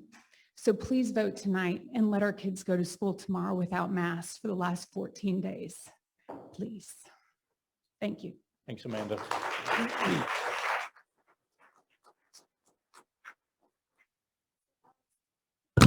That concludes the public comment portion of the board meeting this evening. Perfect. Thank you all.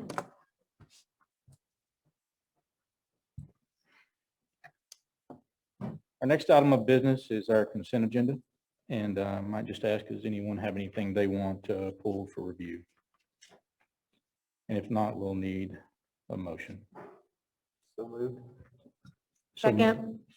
So moved by Mr. Collins, second by Ann Smith. All those in favor? Aye. Opposed? Motion carries. Consent agenda is approved. Next item is update on the superintendent search. For those of you that don't know, we're using a third-party search firm called JG Consulting to help us with our search. And to date, in our application phase, we had 53 applicants apply, representing 7 states. And we have currently narrowed that to 6 individuals and are in the process of conducting interviews. So there'll be more to come, but that's where we're at currently. Our next item on the agenda is to consider approval of future changes to our face mask policy and timeline. So I'd like to just open that up for discussion amongst the board. Anyone want to go first? Matt?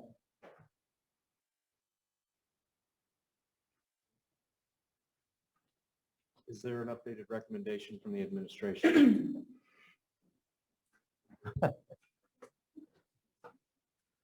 Well, the recommendation of the administration would be to hold the water what you have now moving forward. I think that you could consider doing outside activities and dropping masks for those now.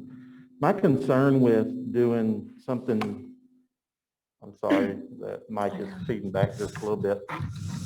My concern with making a change for our classes at this stage is a lot of our families have already made a selection to be on campus with the understanding that masks are in place. That's what was decided back in March. And so with the end of course exams, the STAR testing or makeup testing, with our AP testing that is occurring, I would be concerned with making a change at this point. And with our hold harmless dollars being at risk. And just to remind you what that is that for the last 6 weeks of school, we have to obtain enough attendance of our students to best where we were in October. And you would think that that would be an easy task to do, but unfortunately, we're too close. It's about 67% of attendance. That's across the district. That's district-wide. So if you were to ask me, what the administration would recommend is that maybe you lighten it at the outdoor activities, maybe remove it, make it optional. Indoors, I would recommend that you allow us to complete school with it that way, if that's the board's choice, or if that's what you want to do. And then end it, make it optional starting May 29th, the Saturday after we're done with school. So, Dr. Womack, I have a couple questions. So what have we announced as far as mask policy going forward for 21-22? It's my understanding we've made the announcement that we're going to start next school year with masks being optional, correct? Yes, sir. Have we also announced how we're going to handle summer enrichment programs and summer camps this summer in terms of masks? Optional. Optional, okay. I got a few, we all did, but I got a few emails from parents of students under the age of 10. It's my understanding that our policy has not been to require masks in the K-3 area or the children under 10, even when the governor's mandate was in place. Is that right? It is in the classroom. I believe what the parents are speaking about is when they are transitioning from arrival and dismissal, as well as on their way to things like specials, which are music, PE. But in the classrooms and in the specials, they're required to wear masks. That's right. And not at lunch either. That's right. For K-3. Yep.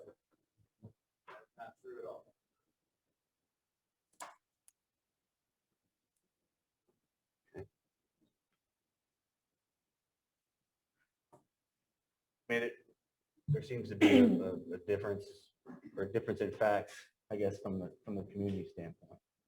So I'm just trying to figure out. So to clarify, Yeah, in K what's through 3, going on. in the classroom, They're not required in the classroom. My daughter's been wearing one all year in the class. guys, we're going to handle the business, please. Don't disrupt the meeting. Thank you. Ms. So, Fuller, am I mistaken on that? Okay, just making sure. so can we send some communication immediately to our staff to reinforce our existing policy Yes. of K through 3 being optional in the classroom? Absolutely. With the understanding that students and families would acknowledge that our policy outside the classroom is that we need to wear them in transit. Sounds like. And in terms of something you just said a second ago, what's our current policy with respect to outdoor activities? So right now they're required for outdoor activities, except if the student is engaging in physical activity, they're not required.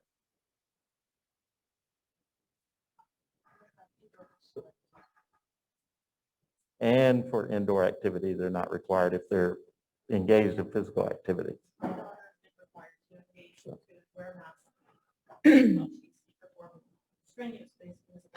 Ma'am, if you guys disrupt the meeting, again, I'm going to issue a warning, and the second time you're going to be removed from the meeting. So please don't do this. We're going to process the questions. Don't do it. Okay, so we can clarify to our staff on the indoor policy on that. So it sounds like there's an opportunity that is clarification on that to the community and also on each campus. Absolutely. So if we explored removing them for outside activities, I know because my kids are at the high school and that's where I tend to live, right? So I know what that would look like, but what would that look like for the other campuses? So it'd be the same. If you guys made it optional for all outdoors, then we wouldn't require them when during recess, we wouldn't require them or make them optional for students and staff, for that matter, whenever they're outside of the building. And the risk of making them optional across the board would be that we have contract tracing that would, one, inhibit our ability to administer our final exams, our STAR testing, our AP exams, our dual credit exams, and two, potentially subject ourselves to a risk of hold harmless dollars. Sorry. Explain that a little bit better. So you said attendance has to be greater than what it was. I think you used October. Yeah, snapshot date. We're talking about in-person, on-campus attendance, not virtual attendance. That's So- right.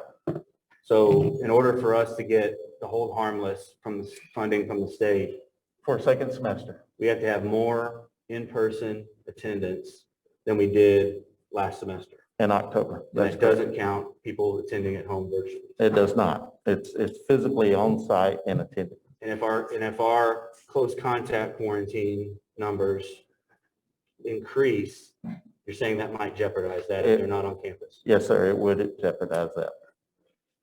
Well, two, you can always go home, right? But then people that were planned, tell me if I'm wrong, people that plan to be in person say they don't like if something were to change.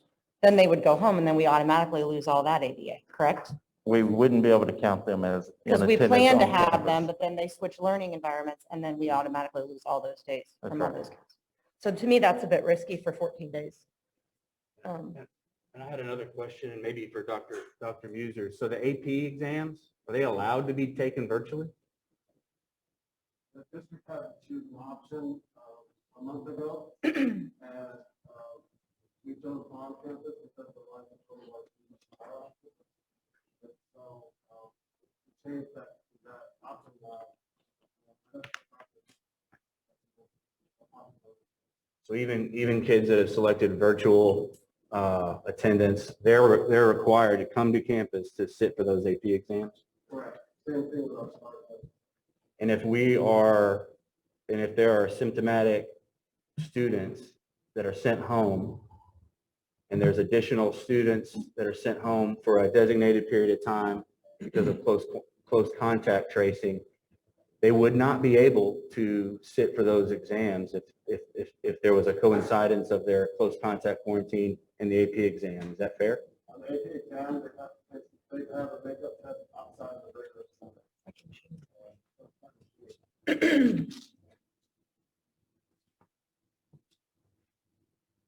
When's the last day of on-campus instruction, the 20? The 28th of May. It's a half day. Okay. And remind us again, the quarantine, close contact, mask, no mask, who's affected, Sure. all that. So when we do close contact, what we're required to do is anyone that has been within 15 minutes or 15 minutes or more, I'm sorry, not within, 15 minutes or more of close contact, meaning that we're within 3 feet of one another. During that time, it changed from 6 feet to 3 feet. That they're considered to be close contact. The mitigating factor is the wearing a mask, even if it's a non-N95 mask, just a mask. So we're able to utilize that if you've had close contact with someone or been in close contact with someone, but you were both wearing a mask, then the district can utilize that as a mitigating factor for quarantine so that we don't have to quarantine an entire class. We may only need to quarantine a certain portion of the class that met the close contact criteria. So these other districts, are they just ignoring the CDC guidelines and doing what they want? Yeah, I really don't know what they're doing. I don't. Are they taking a risk doing that? In my mind, yes, they are taking a risk because if they're having close contact and they're not identifying it, then you basically are changing that classroom into a super spreader opportunity, even if kids are not following the protocols that the state has set out. We jeopardize our legal immunity too if we don't follow the guidance. Is that a fair statement? Well, I mean, based on what our attorney told me it was. I think there's some, I think it would need to be litigated, but I wouldn't prefer that Lovejoy be the test case. Over 13 days. Right.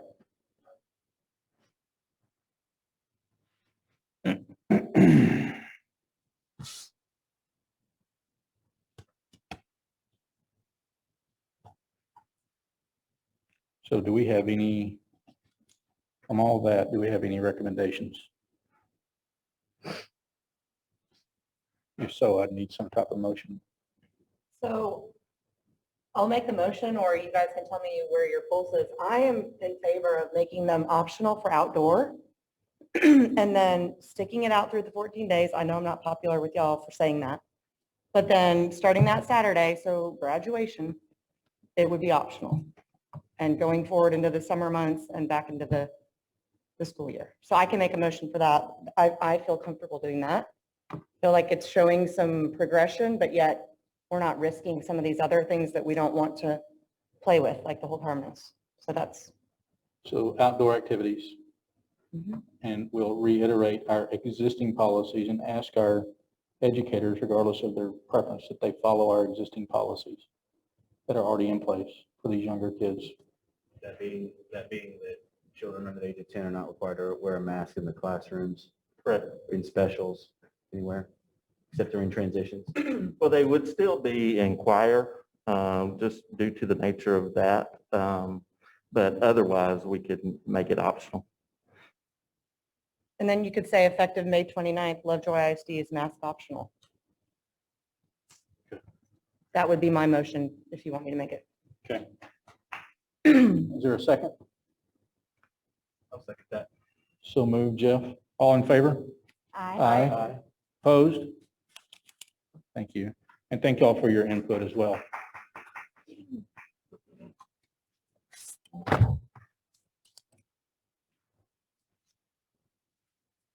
All right, next on the agenda, consideration of possible action regarding the recommendation of the interim superintendent to send notice of proposed non-renewal of identified term teachers or employees. Dr. Womack. Yes, sir. This is the really step 3 and step 4 of a reduction in force due to programmatic change. The board took action on March 25th, which was the declaration, which is step one of a reduction in force due to programmatic change. And then on April the 25th, you took the second step, which was approving the programmatic areas that were subject to be changed. Tonight, we're bringing forward the non-renewal of any of those individual teachers or employees that are subject to non-renewal because of the change of program that they actually work within one of the programs that you approved on the 25th of April. And then part of this same agenda item is to provide them written notice of that change. So all of the employees have been verbally notified of the potential for change. This really is in your board book, affects 2 positions in the district. And so you would be non-renewing 2 Chapter 21 contracts. And we would provide written notice to those employees before Friday, which is our deadline to provide that notice 10 days before the last instructional day of the semester.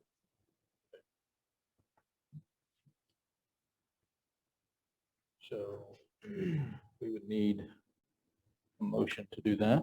If So there's no question. Oh, sorry. Oh. Amy makes the motion. Second. Chad seconds. All those in favor say aye. Aye. Opposed? Okay, thank you. Motion carries. Next up is to consider the approval of renewal of Chapter 21 contracts and non-Chapter 21 employment agreements. So just for the public's sake, what a Chapter 21 contract is those positions within the district or any school district for that matter that require a certification for the job function, like a teacher, a librarian, a nurse, a counselor, an interim superintendent. All of those positions are required to have a certification through the state, and they are what are considered a Chapter 21 contract. A non-Chapter 21 contract are positions that are not required to have some type of certification through the State Board of Education for Texas. So in your board packet, there's a long list of employees that do require a Chapter 21 contract, and we would recommend approval of all of those contracts as written in your board book. Thank you, Dr. Womack. Any questions? If not, I'll need a motion. I move to approve the contracts. Ann makes a motion. Second. Marvin seconds. All those in favor? Aye. Opposed? Motion carries.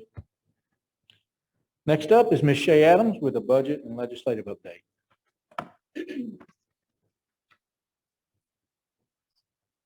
And congrats, by the way.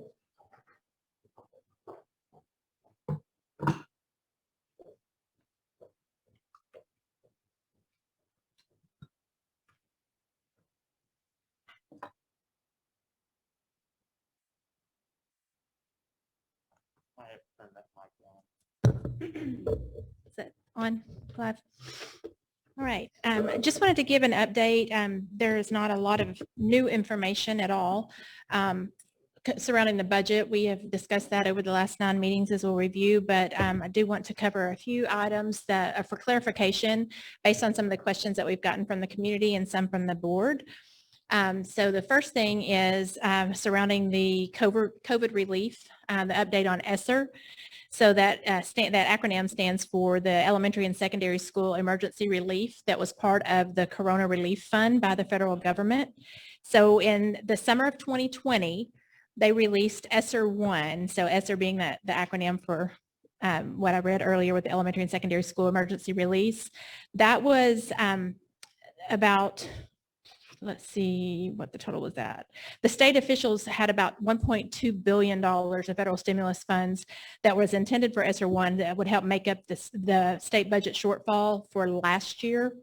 Those funds were allocated to school districts and then in an equal amount were reduced from the funding formulas to offset the additional allocation. If you'll recall, that was based on Title I eligibility, as I shared with the board multiple times, and that allocation was based on the 1920 Title I eligibility. In 1920, Lovejoy ISD qualified for Title I, albeit a very small amount. Of that $1.2 billion, we were allocated $80,000, but we didn't net any money from that because they reduced our state allocation for that amount, as they did for all school districts.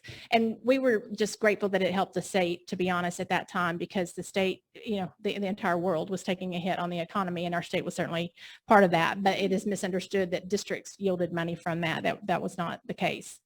And then we skip ESSER 2. We'll come back and talk about that in just a moment because there's 3 components of this, and went directly to ESSER 3. And that it was in April of 2021, just a couple of weeks ago. The Governor Abbott released a list of Texas school districts that were eligible for a portion of $11.2 billion of new federal funding to address the learning loss due to COVID-19. We talked about these funds for months because we knew that that large number was looming out there. There were some projections made by organizations based on the ESSER 1 allocation that we just talked about. There were projections made if each district received the same prorated amount, what would that look like for our district? The problem with that is that every district that qualified in 1920 that received ESSER 1 didn't qualify in 2021. By the time they released ESSER 3, they were using 2021 Title I allocations, and our district did not qualify for that during that time period. Therefore, we are one of the around 52 districts that are not on that list. So it's a very small list. However, that I want to make sure that you understand that the funds by federal mandate are prorated and distributed to schools based on that Title I allocation for the 2021 eligibility. So Lovejoy, again, is one of those 52 districts that didn't qualify and therefore did not receive an allocation from that relief package. That was not up to our state. If they received the $11 billion, they had to allocate it based on that federal criteria. There was a lot of misunderstanding around that, and I know that we have very passionate parents and passionate community that were contacting you, that were contacting legislators, that were really even a little bit tangling the COVID relief with the recommendations that we had on the inefficiencies between the elementaries, whereas these funds would have, if we had been allocated any, would have gone to reimburse fund balance for that same amount. If they had been allocated as were projected by some organizations, we would have received about $1 million of that $11.2 billion. There was also some confusion because of those districts that were listed as eligible. Probably the most common one that we were contacted is how in the world can Highland Park get money and we can't. There are 2 Highland Parks. There's one in Dallas and there's one in another part of the state, and they were very different demographically. Yes. And so it was the Amarillo Highland Park that received those funds, not Highland Park Dallas. There are some other districts that have some high wealth that did receive some because they also have some Title I campuses. Just as we in 1920 had a Title I campus, although it only paid for about 1 teacher's salary, and we have already been notified that we'll qualify again in 21-22. 2021 wasn't our year, and that really is because of the wealth within the district and the criteria that's spelled out there. There were some accusations that the district didn't apply for Title I. That's absolutely not true. We apply for Title I every year. We have the correspondence from the Texas Education Agency to our Title I coordinator explaining why we didn't qualify for those funds last June. And that's why I repeatedly brought to the board and said, if they allocate it based on Title I, it's not going to be good for us. I did not know it was going to be 100% reliant on that. However, to make sure that everyone understands there is still some hope, there are a couple of sources of hope for COVID relief for the $1.6 million that we've spent in total across all of our funds. And that is ESSER 2 that we skipped a moment ago. And that is about $5.5 billion that remains allocated to Texas, but is in negotiation between the state and federal officials. So Texas is working to make sure that the strings that are attached to that are prudent for the funds that we would receive. There are most times with federal funds that you receive, the few that we do receive, as we know, there are maintenance of effort requirements, which means basically if you spend funds on this particular initiative this year with these funds and you supplement with those, that you have to continue to do that in the future. Well, obviously with these type of funds, that is not sustainable for schools. And so they're trying to negotiate a different allocation method and make sure that they're not further obligating school districts.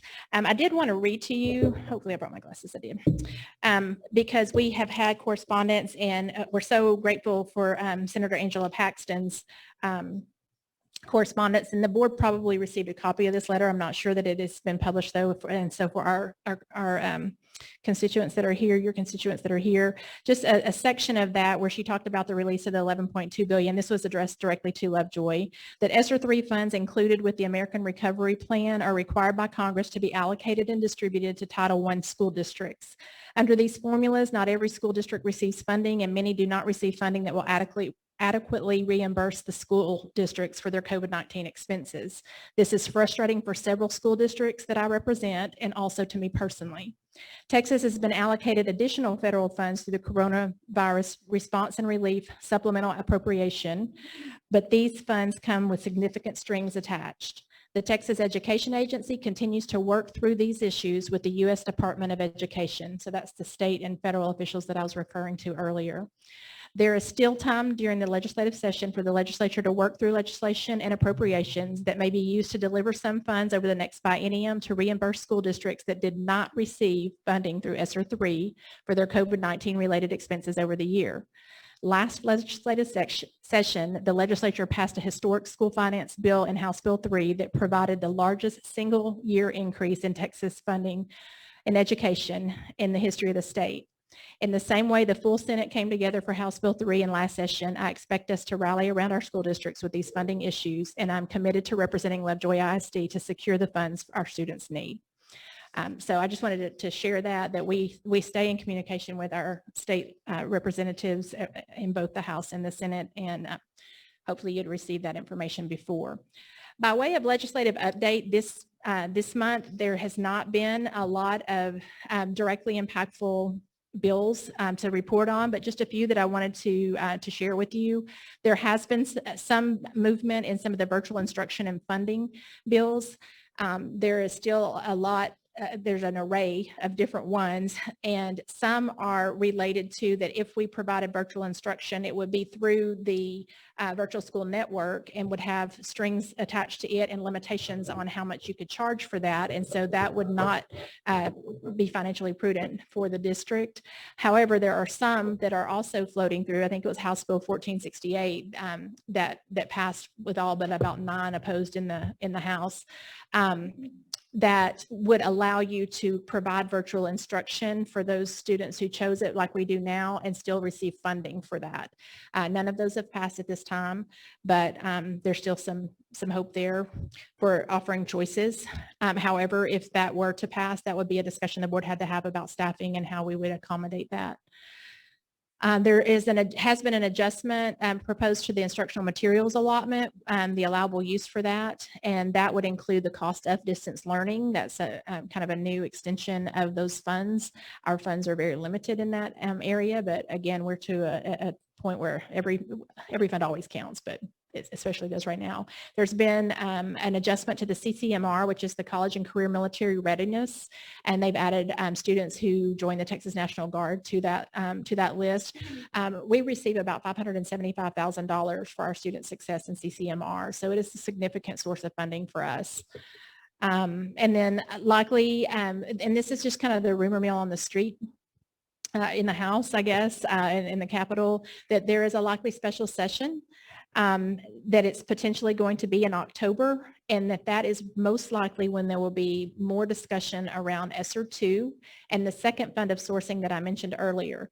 10% of the funding from the $11 billion went to the Texas Education Agency for further distribution, and so they are still trying to find a way to assist those 52 districts that did not receive ESSER 3 funding, but they have to do so under under the mandates, and it probably will require shuffling of the budget. So none of those are official. And the reason that they will most likely do that in October, that special session that we normally see in the summer, is they're going to wait for the redistricting information to come out so that they can handle both of those issues at the same time, because special sessions are expensive. This Thursday is the last day for the House to hear second readings of bills, and so the session is beginning to wind down. But again, I was in contact today with Senator Paxton's office on House Bill 1525. There's a little caveat that's been introduced, or that's been modified in House Bill 1525 that would negatively affect districts that receive transition funds. We did receive transition funds. They're minimal, but the introduction would half those and put a cap on it across the state. And so we've put our words in on that, and that would not be favorable for us. And we've also had some contact with the Senate Education Committee on those bills that we've talked about in the past around tuition. So it's just a quick update on that. Does anybody have any questions to that point? If not, then I'm just kind of moving forward. Again, you know about all these because you were here for all the meetings, but as much of our presentation is for our audience as it is for the board. And the budget timeline, the past 9 meetings that you've talked about, the components of the budget shortfall for next year and some for the current year. And we'll talk a little more about that.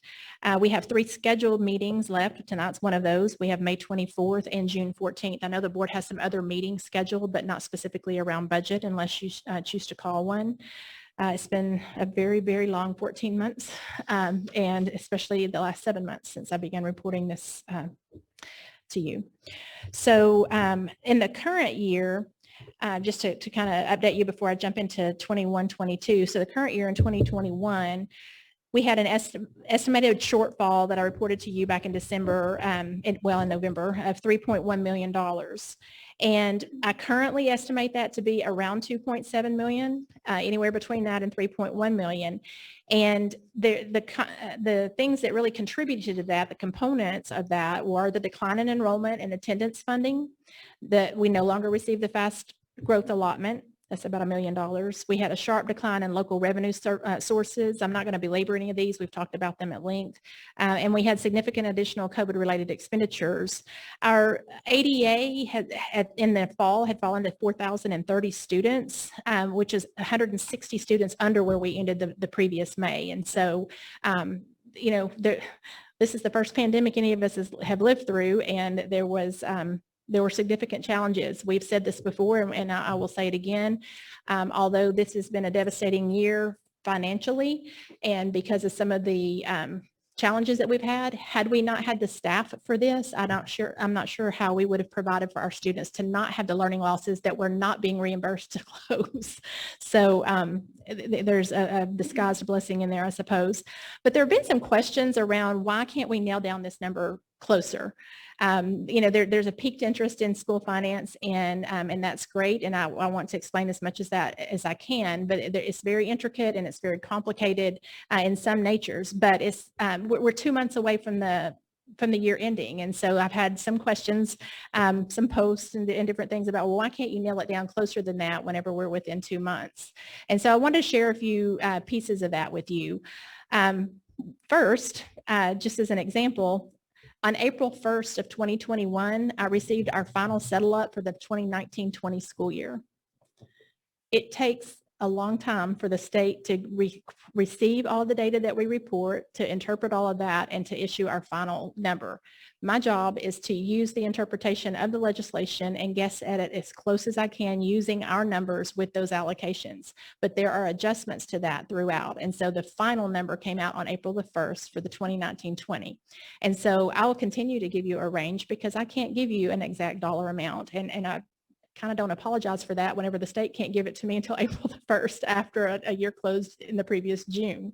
However, there are a lot more contributing factors to that. Today, we had encumbered $966,000, almost $1 million. That's as of tonight that I pulled that number up. And what that means in governmental entities, you have to encumber funds in order to issue a purchase order. So you've got the budget amount, it's gone through, you've had that allocated to you. We have about 26 different budget managers. It's gone through all 4 layers of approval, and we've said, yes, this is an appropriate use for this money. You have the contract for this money. You've got all the detail, it's all auditable, all those things. And we've said, yes, you can issue this order. Well, that is like cash. When you issue that order to a vendor, if they deliver what that contract of cash and purchase order is, if they deliver it, we are obligated to pay it. And so we encumber those expenses. It's called a soft encumbrance. And until that becomes an actual payment, it doesn't move over into the expenditure column. So as of today, we have almost $1 million of encumbered funds. And so to know of those funds, how many are going to become an expenditure and how many of those are not going to become an expenditure is very near impossible without impeding the operations of the district. If the softball team advances, we need to approve their expenses for them to advance. And it's all the way down to that granular level. We have 8,000 purchase orders a year in the district. We have 3,400 line items of accounts, individual line items of accounts. And so we monitor those closely. We run test database on those about once every 2 weeks to where we copy it out and we run it and model it. And so I've gone through not 1, but 4 historical analysis of our spending in the last 2 months of the year for the last 3 years. Now, last year was very odd because the world was shut down and so were we. We still had some expenditures. We still have payroll. But I didn't want to just use last year because it wasn't a normal year. So I went back 3 years. And in all of those, the average still brings me to a draw of 2.7 million. I expect it to be south of that. I always am conservative, but I'm not overly conservative. And I don't want to set you up to tell you that you're only going to draw 2 million and you make decisions for 2021 based on that and then come in next fall whenever your audit is presented and say, oh, actually it's 2.7. So I can only give you the information, and I always do give you the information that I have, and I wanted you to know where that number comes from and why I can't give you an exact number. Another question that we've had is, so from the 2021, if we're at $3.1 million as a draw, how did we get to $6 million for next year? And that's a legitimate question. All of those contributing factors that I just shared with you, but I just haven't been asked it in just quite that way. But all of those factors that I just shared with you are still present. We're still not going to get the fast growth allotment. We're still down students from what we were before. And we're still down in local income. However, we hope that that rebounds. We're not going to budget that it rebounds all the way back to the 2019 level for that. So we've done some averaging and some modeling for that as well. But in addition to that, if we are to lose the tuition allotment, which is still alive in the Senate, not in the House, but Senate bill is the one that they anticipate passing, that would be another $1.2 million loss.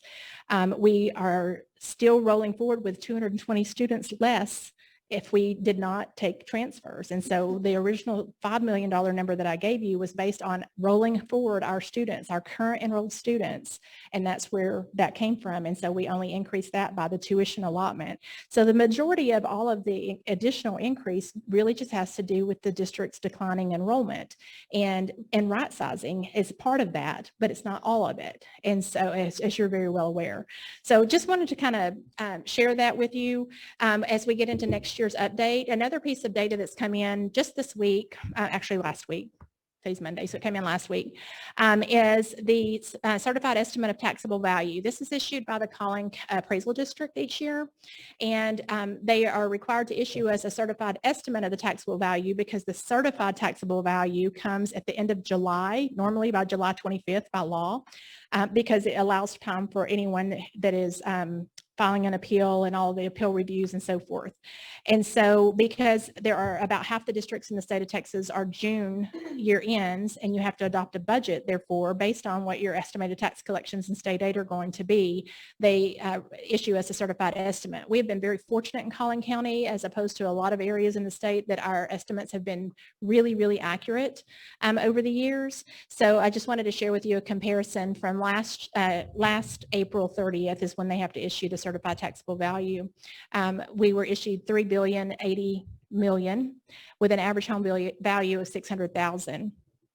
And this year we were issued $3.2 billion with an average home value of $641,000, which is very reflective of what we've been sharing with you of the increasing, you've seen it in the cost of houses, but also in the increasing average home value. As we've said before, we would challenge you to find a home for that amount in the district, and that average comes in because, you know, Heritage Ranch homes that are less experienced or less expensive are averaged into this as well. But it just helps illustrate the challenge and strain that we've had on the K-4 enrollment and the explanations that we've had on that as compared to what we've had in the past. Any questions so far? Okay, that's pretty much it for new information. For review information, I just wanted to, we reviewed the dates of which you've met, and then I wanted to review the discussions and the steps taken to balance the budget, the $6 million budget shortfall, while still protecting those items that are treasured that the board's mission and dedication to protecting would still accomplish. So the first thing there is the action that you took on March 25th to accept up to 300 transfers. You actually voted to accept up to 350 transfers, but would only budget on 300 transfers. And that closes $2.4 million of that $6 million gap. The next slide I wanted to share with you is an update on where we are with an enrollment growth.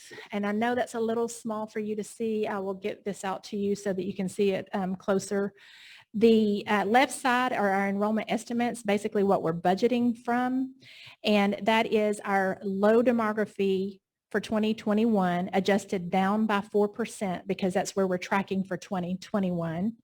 And then adding on the 45 students that we recovered by February 25th, and then increasing that from the 265 to the 300. So the first several budget meetings that we had, you were going to budget for 265 transfers, and we decided to increase that to 300 transfers. But that would bring us to a student enrollment of 4,374.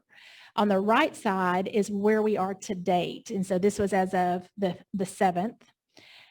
We had pre-registered in Power Schools students who said they would be returning to Lovejoy or joining Lovejoy. We had 4,056.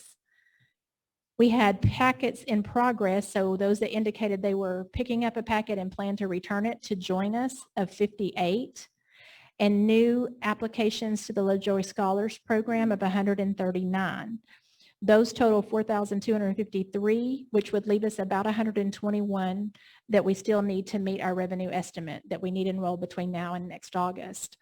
Understand that this is an assumption that those packets are all returned, that none of those students withdraw, and that all of those applications are approved. None of those three things will happen. I'm just giving you a barometer of where we are. That's up about 73 from the last time I reported this to you as of April 22nd. Any questions?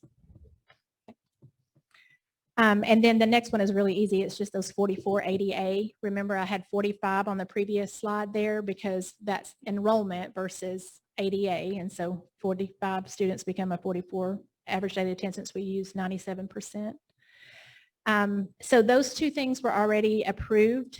And then the next one was the use of $75,000 of a One Heart, One Lovejoy fund through the generosity of our community and our employees. The next one was a reduction in force of administration positions in budgets of $850,000. 134.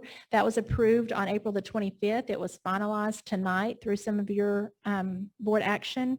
That represents 11 positions, which is about 16% of the people that work in the red building.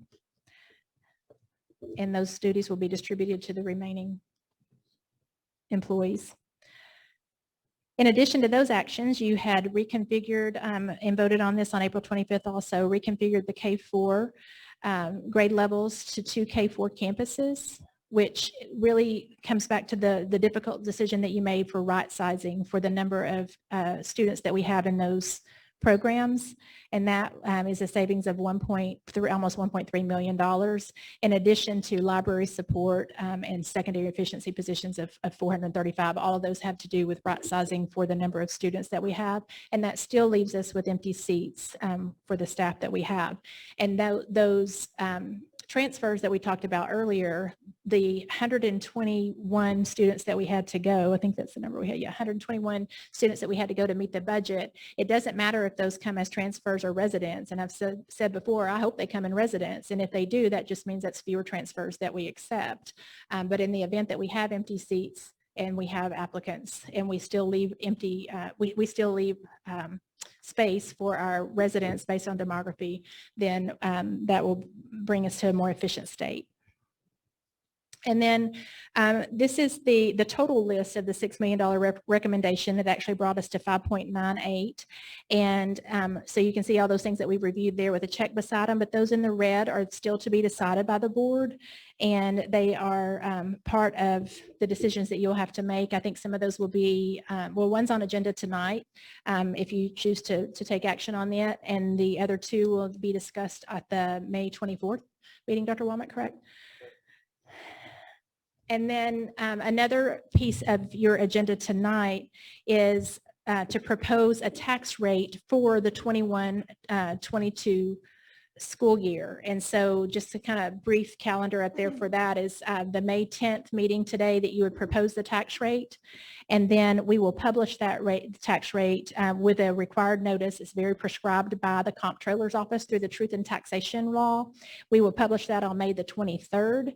If we're going to hold that hearing on June 14th, and I put question marks there because it is the board's prerogative if they would like to change that to a later date, as long as it's before June the 30th. The budget will be prepared by June the 20th as required by law, but you can adopt it up to June the 30th. And so if you choose to change that date at a later item, then we would need to change the publication date. And then you will adopt the budget at whatever date you choose for that hearing as well. And then TEA will actually issue, and this is a change with House Bill 3, so it's just been for the last couple of years, that TEA, the Texas Education Agency, will issue our tax rate. And as long as that tax rate that they issue is under the one that you propose, we don't have to republish and go through anything. You just have an agenda item to adopt the tax rate in August rather than when you normally would have done it in June.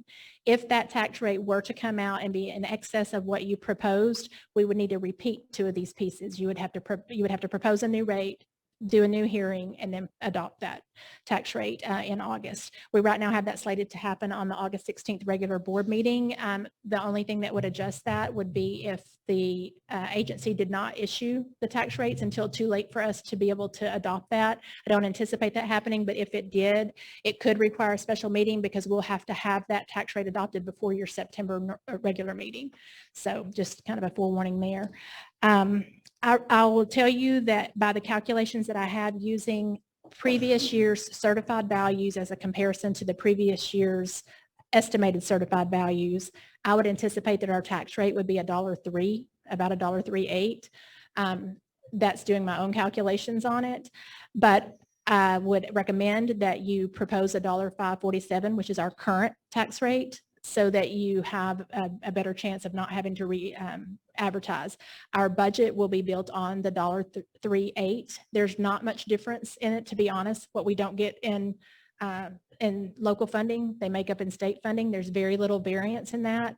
There is this thing called no new tax revenue in the voter approval tax rate. And so those calculations take care of that. And so if it appears that we're getting more revenue, they compress your rate down. So I really anticipate, based on the growth in our tax rate, that will become $1.38, and we'll see what they issue. Just wanted to mention that to you, and that gives you some flexibility.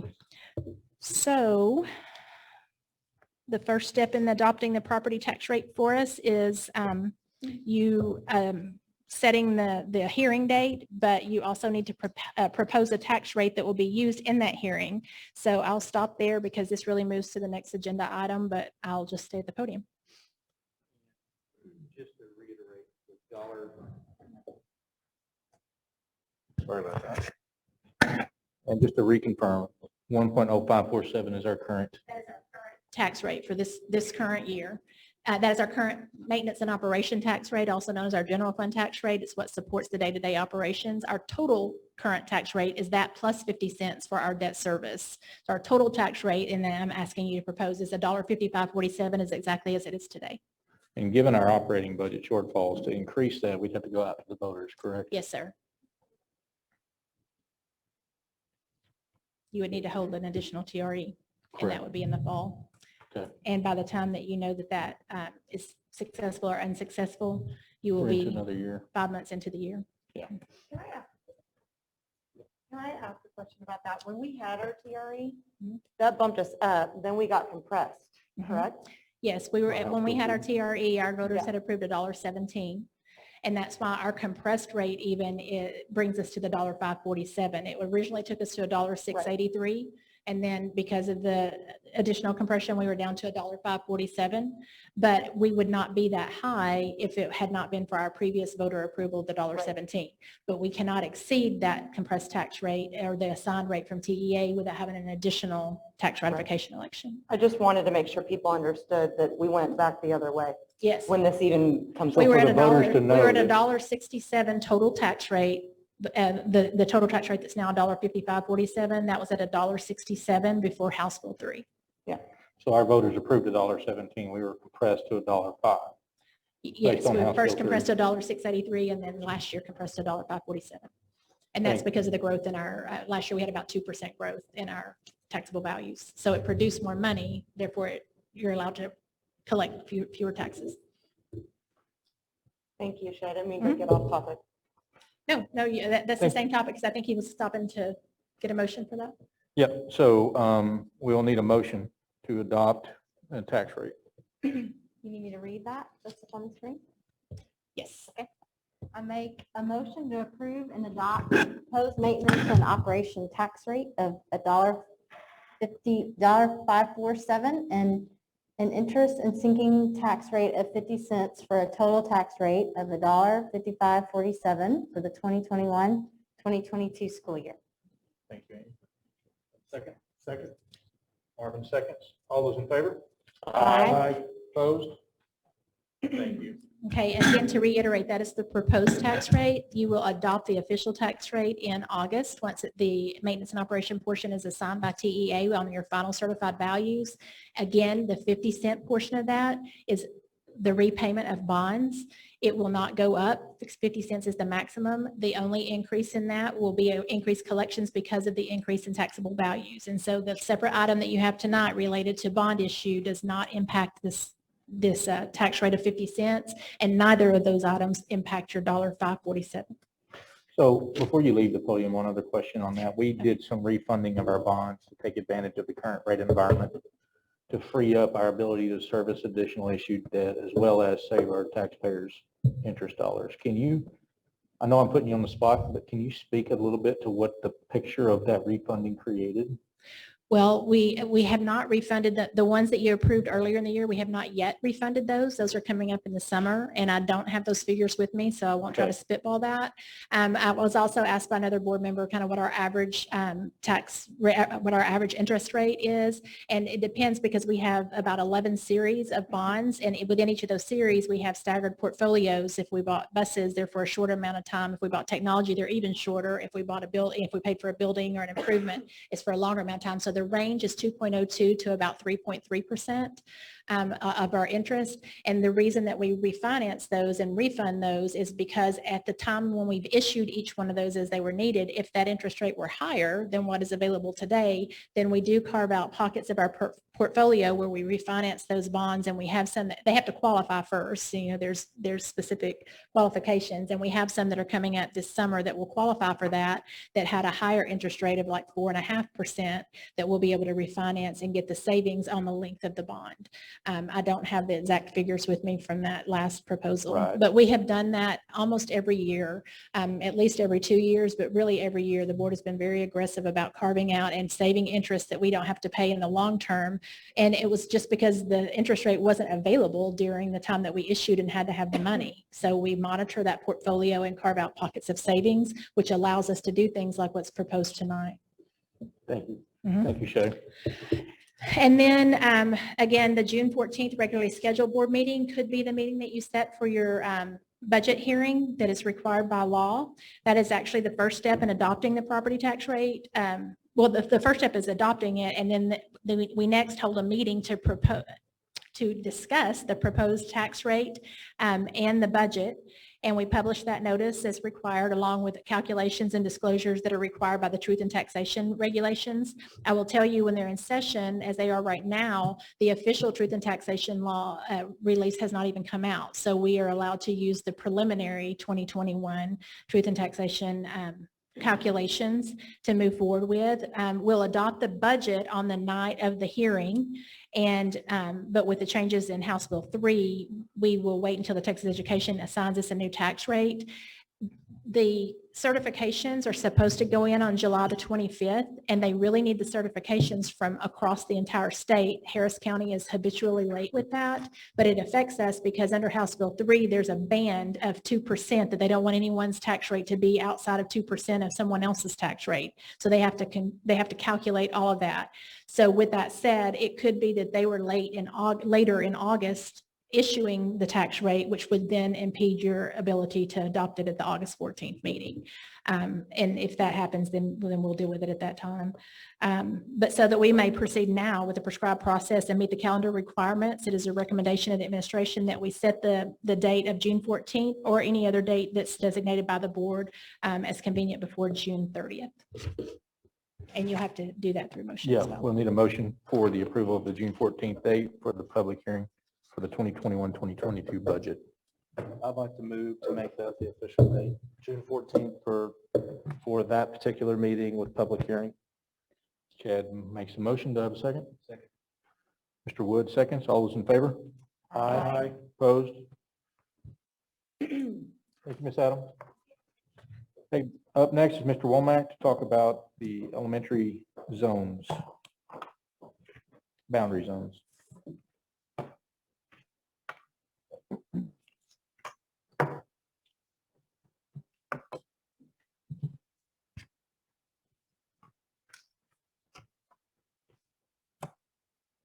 So following the last board meeting, the administration held 3 meetings with local elementary. Thank you. Sorry about that. I'll start over. After the last board meeting, the district held 3 meetings with our Lovejoy Elementary families regarding attendance zones. And the idea was really where the geographical boundary needed to be between the north and south ends of the district in order to allocate students to those campuses, to Hart and Puster. And so as we worked with the families, we first started with an understanding of where our current attendance zones are. And so that's what's on the map here in front of you, with Puster Elementary being on the north end of the district, kind of that gold or yellow color, Lovejoy Elementary being more in the purple area, and then Hart Elementary down on the south end in that green area. And just to remind the board, the demographer breaks out the district into what we call planning units and has done that for forever. And planning units do change over time or can be subdivided over time, especially when large developments or new developments are in the process of being put in place. And so that's why you have some that are named like 4B and 4C and 4D and 4E and F and G, H and so forth as they go through there. So the administration worked with, again, in those 3 meetings. We had a little bit over 100 different folks that participated in those meetings. And the administration gave them 2 options. An option 1 that created a geographical boundary based on where White Rock Creek is located and how it flows between the district, which looks like this. And then we gave them a second option that broke the numbers out a little bit differently, where Rock Ridge the area 3E, and I know you can't really read it from your seat, but the area that's just west to Lovejoy High School and north of Estates Parkway, as well as a very small area called 4G, would go north, and the two areas of 4B and 4J that are off of Forest Grove Road would go south, and that's the option 2 of that model. So we gave them those 2 options, and then we also offered the opportunity to build your own option, and we gave them the numbers per planning unit that was being projected for next year, as well as in 2025 and 2029-30 school year. And so from that, here's some of the data that we provided to the group where we currently are in enrollment. We've got just over 1,200 students in our K through 4 program. If we age each of those students up, so the 178 kinder students would become first graders, and the first graders to second grade, and so forth. And then we move our fourth graders or promote our fourth graders to Sloan Creek, we'd have 923 students out of the 1,207 that we currently have. And that's assuming all 923 students return to school and after the summer, they don't move off or are unenrolled for whatever reason. So then our projected enrollment for next year is that second to the from the right. So looking at that second column from the right over is what we are projecting for next year. So as Ms. Adams spoke earlier, that we are projecting a kinder class somewhere near or right at what we currently have of 178. We're growing that first grade, which is currently our kinder students, from 178 to 216 students and so forth, all the way down. You can see how we're growing that. By growing our each of those classes, assuming that we bring in those number of students, then that gives us a total somewhere that we were looking at 1,220 K through 4 students for next year. That's our projection. Where we currently are with our pre-enrollment is 150 kinder kids. Typically by the end of May, we're going to have we'll be real close on about where we're going to start school. We will grow some over the summer, but typically our biggest enrollment periods are April and May. It does start in March, but typically April and May is our pre-enrollment opportunities. That's when we really make a big push from our elementary campuses. As people move into the district or buy homes in the district or build in the district, they pre-enroll pretty fast to get a spot within the district. As Ms. Adams mentioned earlier, our decline in enrollment is typically in our K-4 program, and we've seen that over the last 5 years, where the number of kiddos, even looking at these numbers up here, the number of kiddos at kinder is less than the number of kids that we have first grade, which is less than the number of kids we have at second grade and third grade and fourth grade. And the data holds true to that if you look up at the screen, where we've got 201 to 267 to 277 to 284. And so as that decline occurs, we're not going to see as much growth, even though we have some growth built into our next year projections. So in our pre-enrollment, you can see like on the current kinder class of 178, we've already got a pre-enrollment of 202, just over 200 students, which is great. That's 202 students, and she was mentioning earlier that we're about 121 off of where we were budgeting for. And so we'll pick up some kids over the summer, but we really will probably pick up several kids.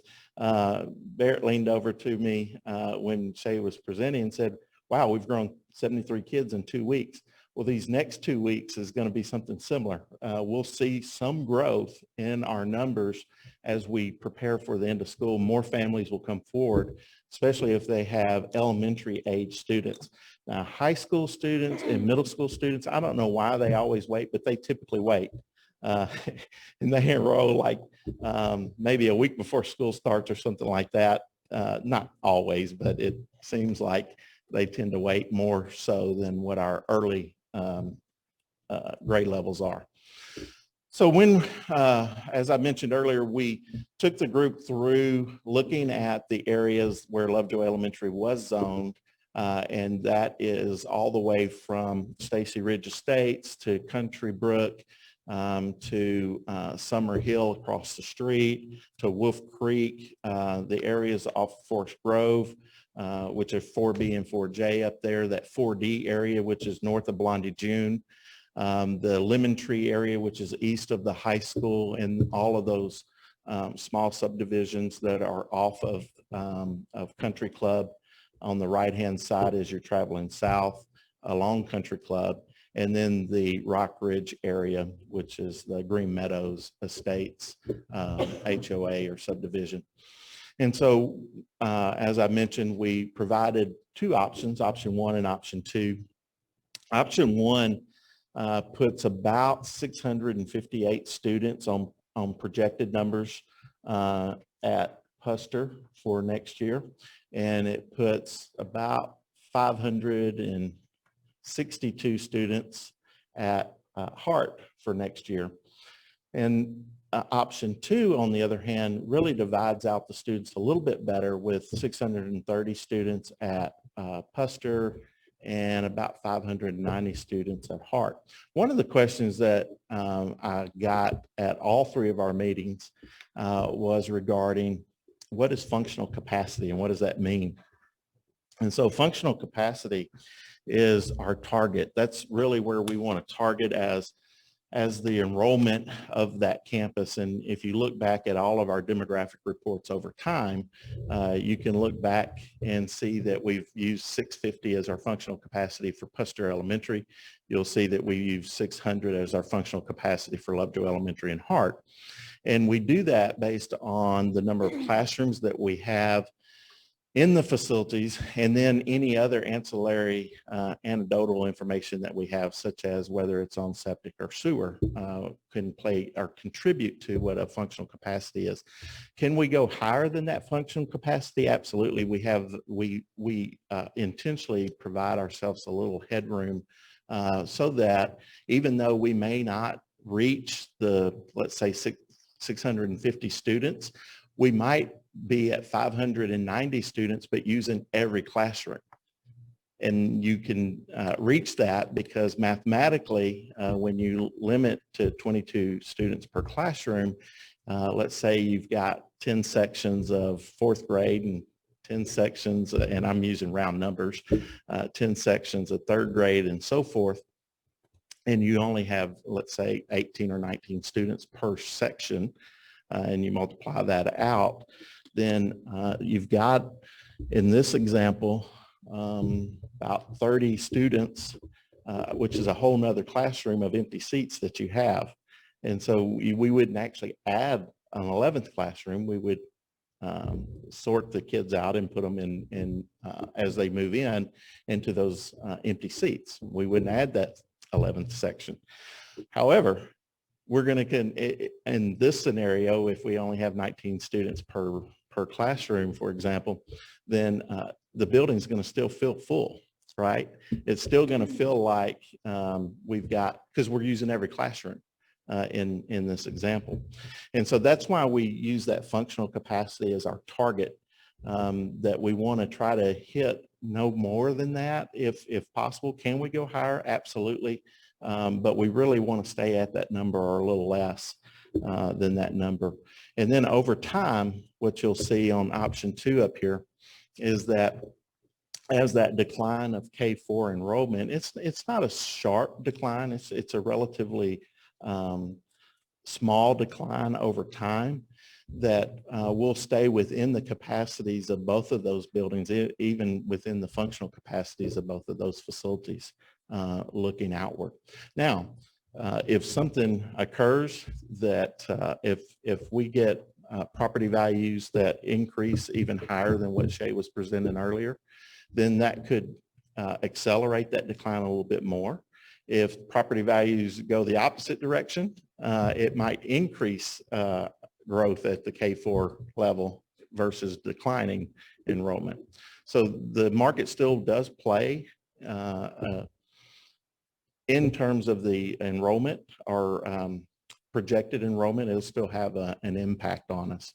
So the administration held a meeting this past Thursday with all elementary parents that wanted to attend. We had about 100 that attended. It was a virtual meeting, and we delivered this proposed elementary attendance zone, which is really option 2 that I mentioned earlier.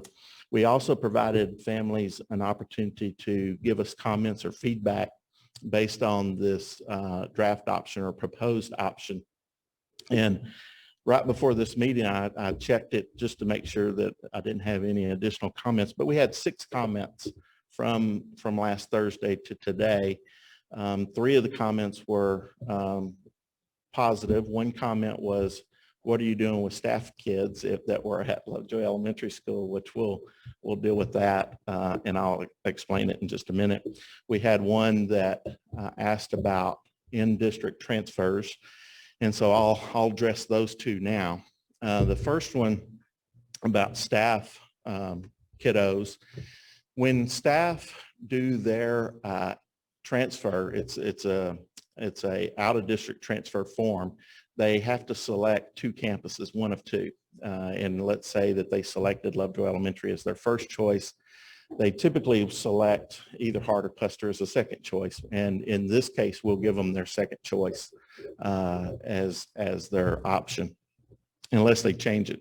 So when we send them the form again for the 21-22 school year, they can select between those 2 campuses. And that's very similar to the way in-district transfers work as well.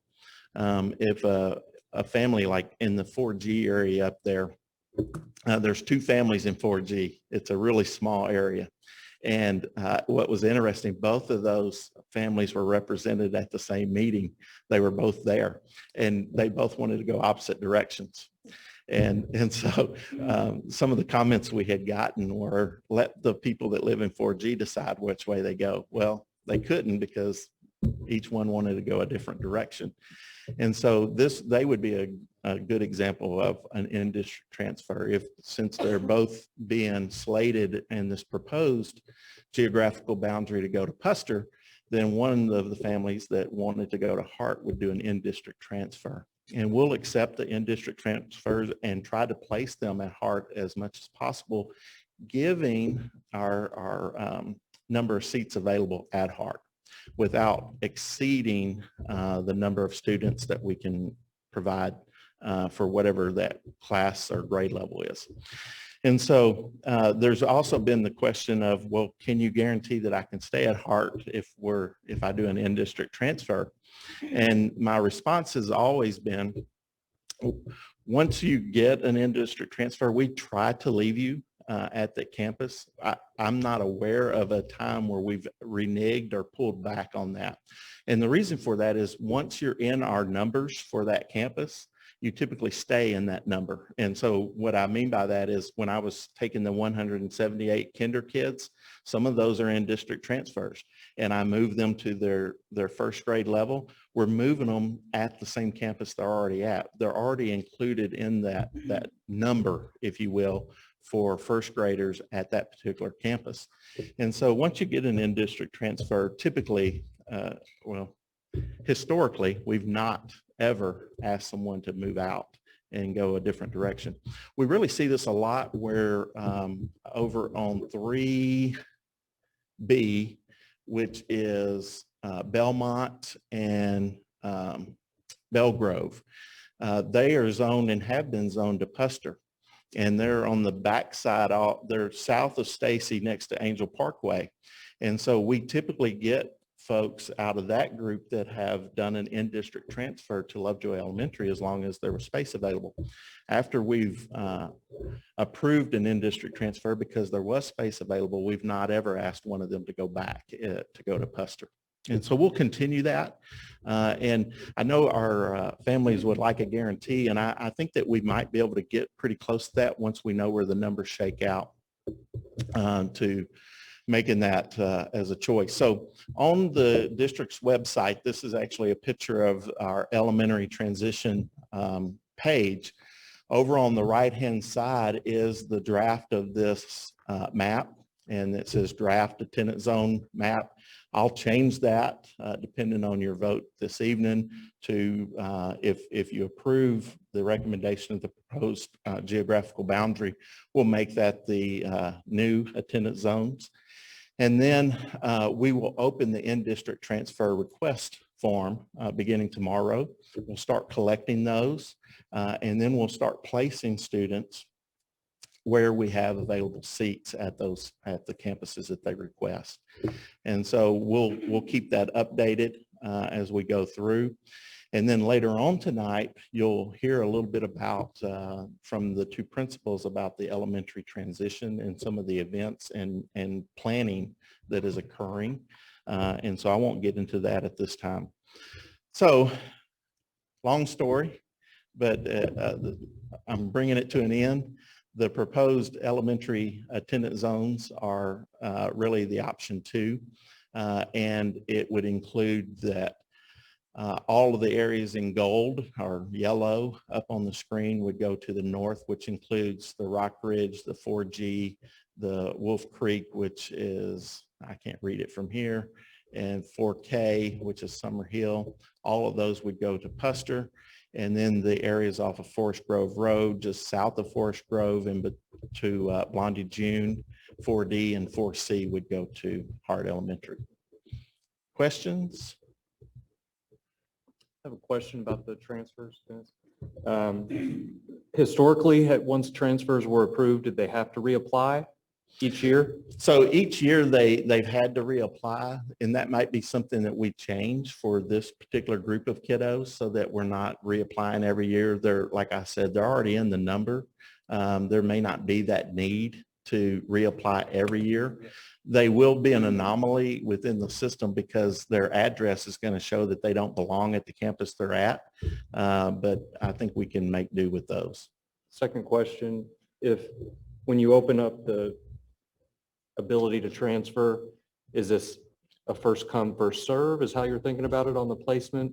Would we possibly consider some time period to be all one, just a mad rush of who happened to be watching the live feed tonight versus someone who didn't know? Seems like you could have some type of window that everybody's considered the same, right, until you truly go to a inline. Yeah, I love the concept or the idea. The boundary line, really, we need a boundary line to help with the tiebreakers, right? And so someone that has a legitimate need to go to a different way. And I'll give you an example. I tried like heck on 3E on the Rock Ridge Road to split that, so that the folks that are on the south end of it could go to Hart and the folks on the north end of it could go to Puster. But I couldn't get agreement even within that group of folks that lived in there. So, but when you look at it, it makes sense that if you live on the south end next to Estates, to go to Hart, because it's like 1 mile away from your home versus traveling 4 miles up to Puster. And so I think those proximity type ones should have some consideration in there. And then there's some other unique situations that may be family related situations where they want to keep some families want to be separated from other families. And I say that with due respect to both families, but just some issues that they've had over the years that we want to continue to honor. So to clarify, it's not a true first come, first serve. There's some subjectivity to it. Yes, sir. There will be a little bit, and then it'll really come down to a first come, first serve after that. I like hearing that because I heard a lot about the Rock Ridge, because that's like, it's tough, right? You're Right. trying to find a way and somebody likes this, somebody likes that. I mean, so I appreciate you being thoughtful about that because I know it's been stressful for those families. So thank you. Absolutely. So the district administration would recommend that you approve this as our attendance zone. I will tell you, in my years of doing attendance zones, they're not as easy as this actually went. And this wasn't easy at all, but it wasn't as easy as this. It typically is a more controversial piece of it. But really, our elementary parents, especially those at Lovejoy Elementary, were very respectful and really understood that we're going to one campus or the other. Let's find where we can have some common ground to basically split our current attendance zone to be able to attend campus without overcrowding one over the other. So with that, we'll need, unless there's further questions.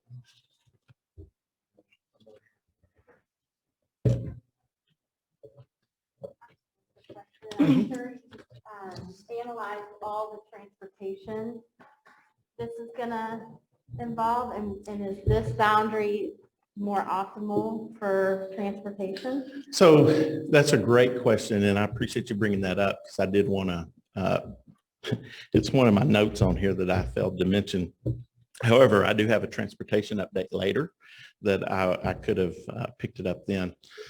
We'll put out a survey to our parents because this will create new opportunities for transportation, for bus transportation, given that we have some areas that are going north, some areas that are going south.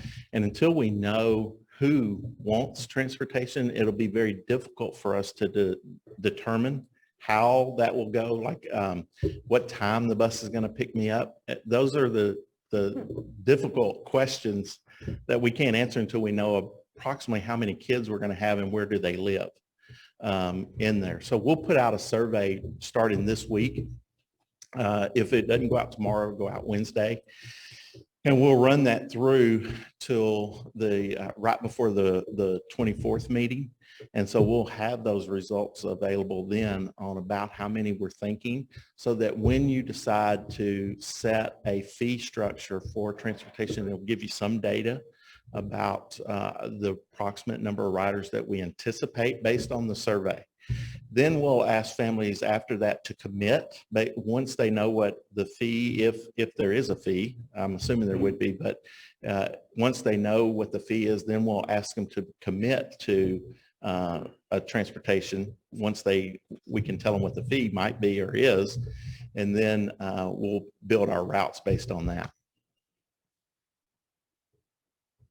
And then also just traffic flow, not necessarily just buses, but other traffic flow. Is So- this more optimal?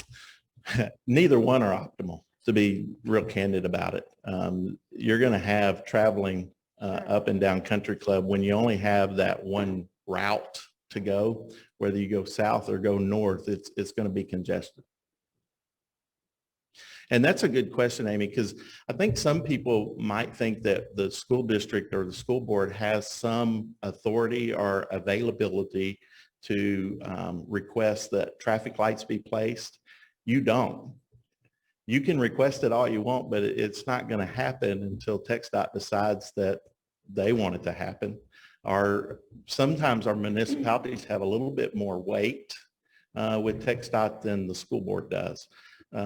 We're just happy that we get the flashing beacons out there that TxDOT puts out. And that's our communication with them that, hey, here's our school calendar and here's when they need to blink and during this time and this time. That's about the extent of what they want to hear from the school district. So we don't get to ask them or even tell them to put a light somewhere because they won't do it.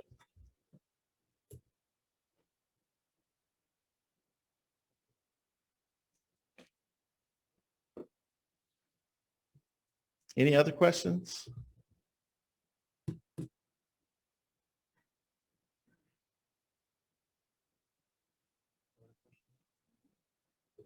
Okay, if there's none other, we'll need a motion.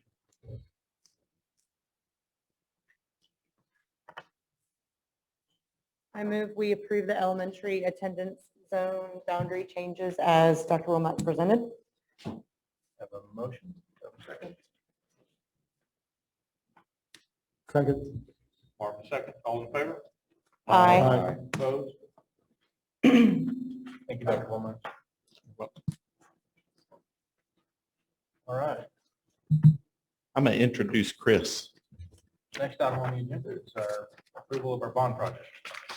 Yes, sir. And one of our speakers this evening brought this up, but I did want to reiterate it, that what our athletic director, Chris Ross, is going to present is very similar to the information he presented to the board a meeting ago or 2 meetings ago.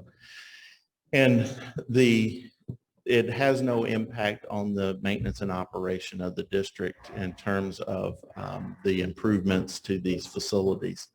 The maintenance and operation tax rate that you said earlier that will get modified by TEA will not impact, these projects will not impact that whatsoever. As Ms. Adams presented, that the 50-cent tax rate for our bonded indebtedness, our interest and sinking fund, that is at 50 cents and it will not impact that. We can't exceed 50 cents. 50 cents is the max. As I mentioned to the board last time, we currently have 7.2 million sold and available right now. It's 7.226 to be exact, that we have on hand in the bank of bond funds to put towards capital improvements. And then we have approximately 7 million that are unissued, authorized by the voters, but unissued. If you decide to move forward tonight with some or all of the projects that Chris Ross presents, we would need to make a small sale of 3 to 4 million to offset the total cost if you choose to go that direction. And luckily for us, we will be refinancing some bonds, as Ms. Adams mentioned earlier, in the summer, which go hand in hand with the sale. And so adding a sale within that is very typical and would actually be reasonable at the same time, so that we share the cost of the refunding and the issuance at the same in the same transaction. And so I'll turn it over to Coach Ross. Thank you, sir. Yes, sir.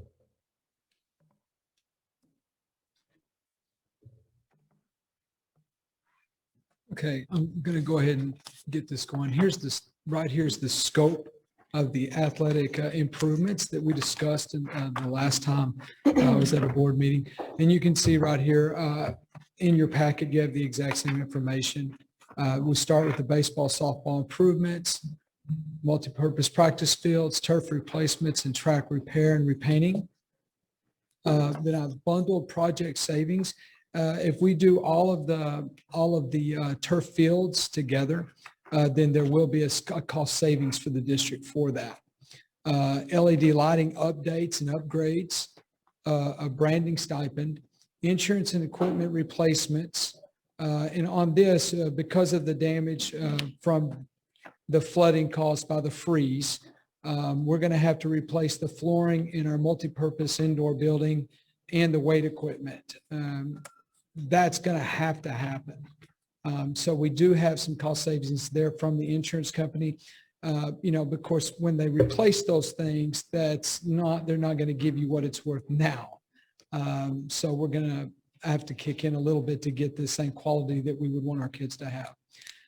If we do any of these buildings on here, there's going to have to be some allowances put in, soil stabilization, permits, inspections, fees, and then payment and performance bonds. That number may change a little bit based on the scope of this project, but that is going to be a piece of it.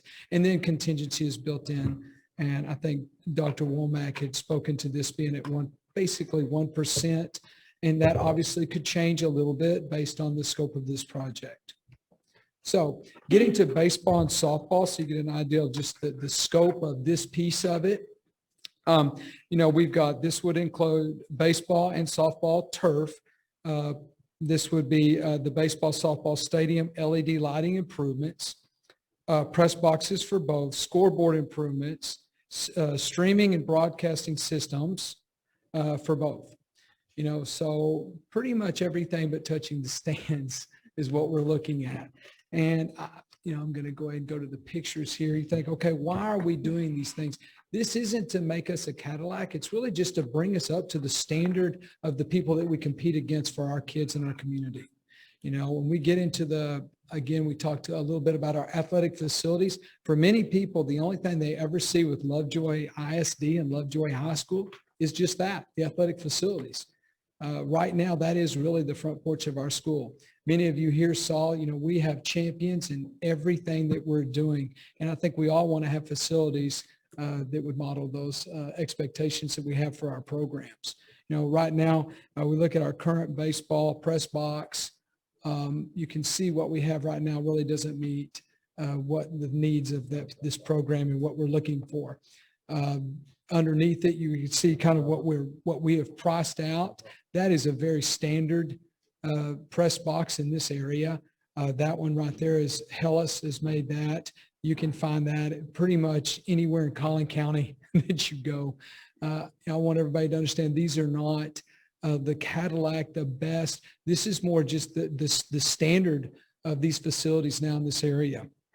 The current baseball field right now you would need boots to get on it right now. I think everybody understands that. And I hope everybody understands this isn't a cosmetic issue. It's the performance and the ability for our kids to compete at a high level. You know, they lose practice days, which obviously interferes with their ability to compete at a high level. They also lose opportunities to even have home games. You know, we get into the playoffs, we're giving up an opportunity to have a huge home game here. We can't do that. And that does impact our kids' ability to be successful. If you were at the baseball and softball games that they've had at home, it's incredible. We want more of those, not only for our kids, but for our fans in our community. This gives us the ability to do that. Then you can also see like current batting cages. You know, what we have, there is a screen over it. That's more for the sun. It's not for the weather.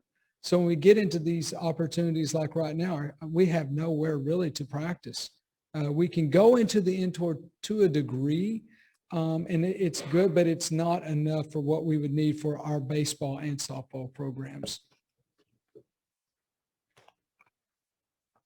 Now you're seeing the softball, and you're going to see very similar things here. I would point out the scoreboard is something that we would like to adjust as well.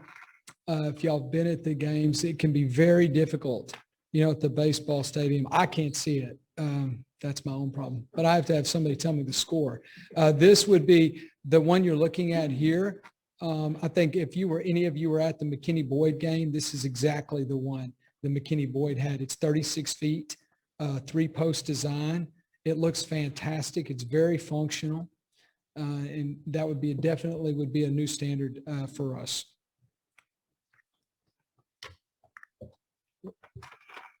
Now, the next one, the multi-purpose practice fields. You know, one thing that at Lovejoy, and this is incredible, but 89% of our student body is in extracurriculars. I've never been at a school district that's that high. 89% is incredible. That's got to be one of the tops in the state of Texas, if not the top. Out of that number, we're at 1570, I think, enrollment. So you're looking at 1,400 kids are enrolled in extracurriculars. And you know, we have good facilities. You know, as we do some of these things, we're going to have the ability to better serve some of our kids with some of these enhancements that we're looking at. This would be one of those. These two multi-purpose practice fields would be used just for that, for everything. Of course, they have soccer lines on them. They also, one will have a baseball infield, the other will have a softball infield. They will have football lines, soccer lines. One will also have lacrosse on it as well. You know, as we move forward, this gives us the ability to not only serve our kids, but also our community as well. This gives us a chance that we could host soccer tournaments. We would have multiple areas now for our youth kids. As we move forward, we serve them. We rent these facilities. They will have lights. lighted turf fields in this area are going for around $80 an hour. So is this like a huge deal for us to make money? No, but it definitely does offset some of the things that we're talking about. And it is an opportunity for us to do that. We also would add a storage area there to put like our football equipment, soccer goals, those kind of things. We would have that, and it would have lighting. The lighting is absolutely necessary to best use this area. Without it, most of our practices, those of you, if you're around the school, we start before the sun comes up and we end afterwards. And that's pretty much all year long. So that definitely would be a huge benefit to all of us. Not to mention, our football fields are used constantly. Our cheer uses them, drill uses them. Right now, our band needs to get on them at least a couple of times a week. They're marching in the parking lot. Obviously, y'all know we have a stellar band program. This would give us an opportunity to make the stadium available to them at, more consistent basis, which we definitely want to do with them as well. Yes. By having practice fields, can you talk a little bit about the how it extends the life of your stadium, your game fields in essence? Yes, sir. They usually tell you when you buy them, you're going to get about 10 years for them. I found that not to be true when they're used every day. When you use the stadium like we do, Leopard Stadium, and I've done stadiums like this for about 15 years, they're going to last about 8 years if you do everything right. If you're using it as a competition field, you're going to get about 11 out of it. So it's significant once you start replacing these things. The other thing, once you build a turf field, the first is significant. After that, you're really effectively replacing carpet. And so after that, it turns into about 400,000. If you've done a pad and done everything up to the new standard, it's very effective. This will give you an example of what we're talking about. To the left, you see just our current sports fields, and they're grass. And I think we've talked a little bit about this, but y'all know grass in Texas is a luxury. We would all like to have, if I could have anything, yes, make it sports TIF and water the thing like they do the Dallas Cowboys practice fields, and it looks like a putting green. We would all love to have that. It's incredible. We can't have that here. This isn't like a yard. It's an actual sports field, and it gets destroyed. It's almost impossible to keep a grass practice field in a way that you would want your sons and daughters to be on it. The turf gives us an effective, consistent, safe practice field for our kids. You can also see on there that we would relocate and upgrade our shot and discus facilities as well. Now, this gets into a little bit of what we were talking about, just the replacing the turf. There is an economy of scale in a project like this. These are all things that are going to have to be done. Leopard Stadium is at 8 years, and it absolutely needs to be updated. The multi-purpose indoor is at 13 years. And that is about right. It's indoors. And y'all know in Texas, our heat destroys everything, even plastic. So when you have it inside, it does last a little bit longer, but it definitely is time. You have Willow Springs Middle School. Again, it's the same age.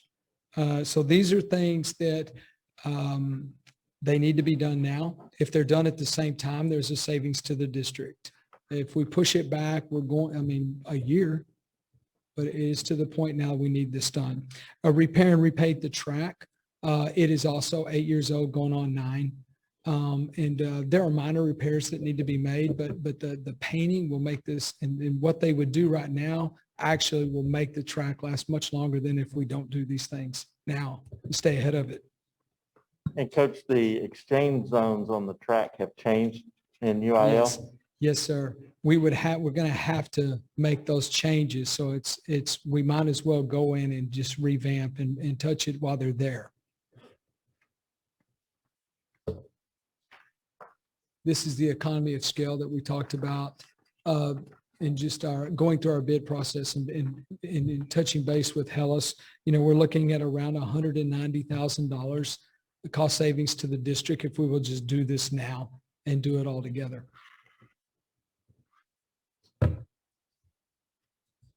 Now, LED lighting and upgrades, the biggest reason for this, obviously, it's a higher quality. It's really a new standard in sports stadiums, and there is an energy efficiency component to this as well.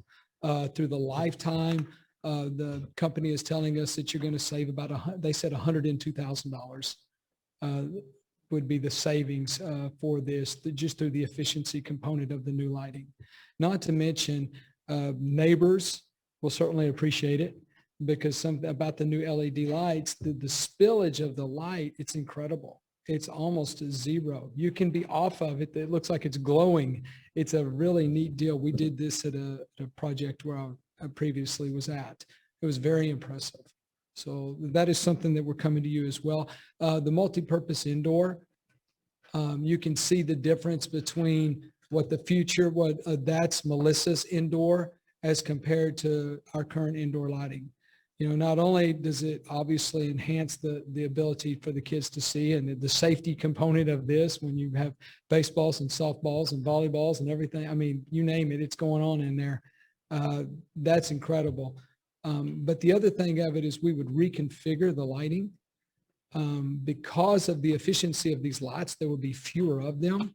We do kick them occasionally and break them and have them fall and everything else. And the new lighting is much safer. There's less of them, and they're higher up on the ceiling, which would make a big difference for us in the facility.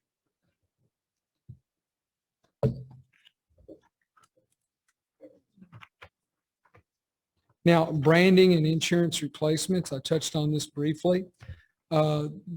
We put out about $250,000, I think, was just our stipend for branding.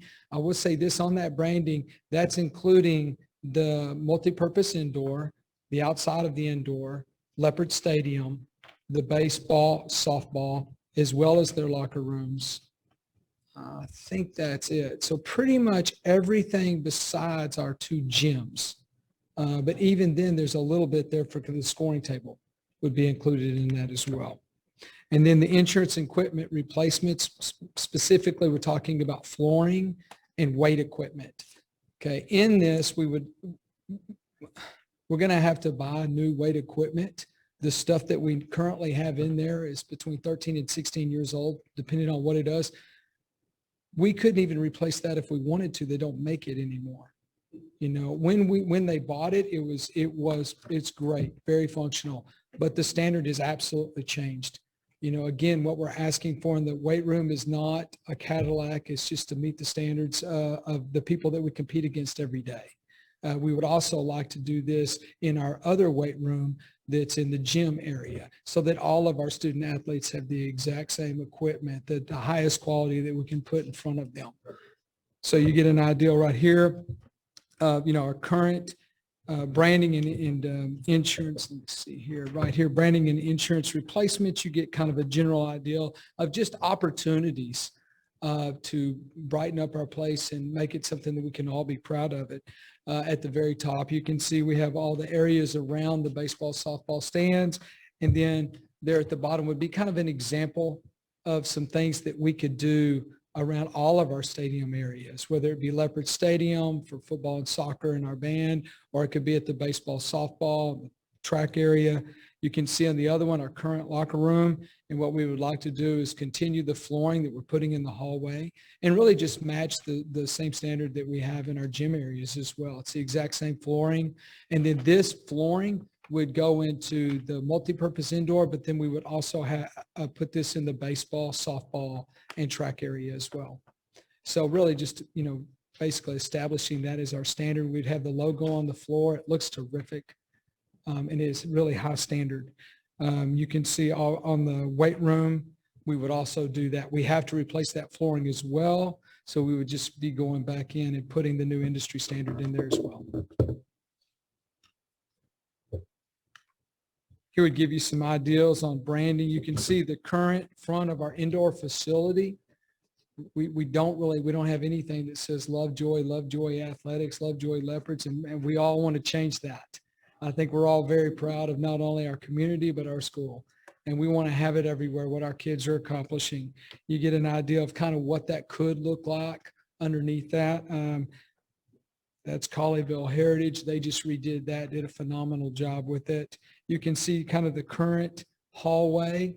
That under it is Vandergrift High School. We did that when we built it. And it's the exact same companies that we're talking about utilizing. This stuff, what you're looking at in Vandergrift, that school was built in 8. So that's 12 years old. The other one that was Cedar Park, right there, the bottom left, we did that in 7, and they've redone it one time since 7. So, this stuff lasts quite a while, and they do a tremendous job with it. Can you speak to the lighting life expectancy? The 25 years. So your $100,000 savings is over 25 years? I think so, and that should be, yes. Yeah, that's right. And the nice thing about the lighting is it's a 25-year warranty on it. And so interestingly, the company will know when a light is out before we do a lot of times. In fact, they'll show up with their lift and they'll be replacing some lights and we didn't even have to call because it's included in the overall warranty of the lights. The little details, I guess, our railroad car storage buildings, we getting rid of those? Yes, sir. Yes, sir. That was also included, the storage. We would have the storage for baseball and softball is included in the new batting cages. Okay. We also would reconfigure the dugouts and improve the drainage in that area as well.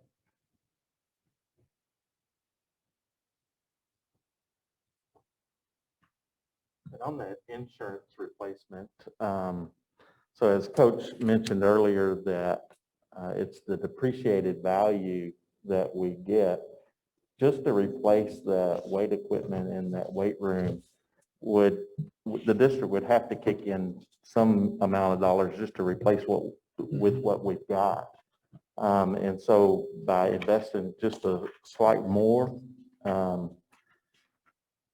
I think, Coach, you really mentioned it last time about whether it's a men's sport or women's sport, whether it's soccer or whether it's baseball going through there. It's the configuration at the same time of the efficiency of bringing teams through versus what you have today. And you might speak to that. Yeah, well, we currently have 740 athletes in the school and they're in 2 athletic periods. And we can't, I'm proud of that. We can't change that. We're probably not going to make more weight rooms. So what we better do is make them just as efficient as they possibly can be. This equipment allows us to do that. And both the figure, I think we said the insurance has given us $112,000. That was just to replace what was in one weight room.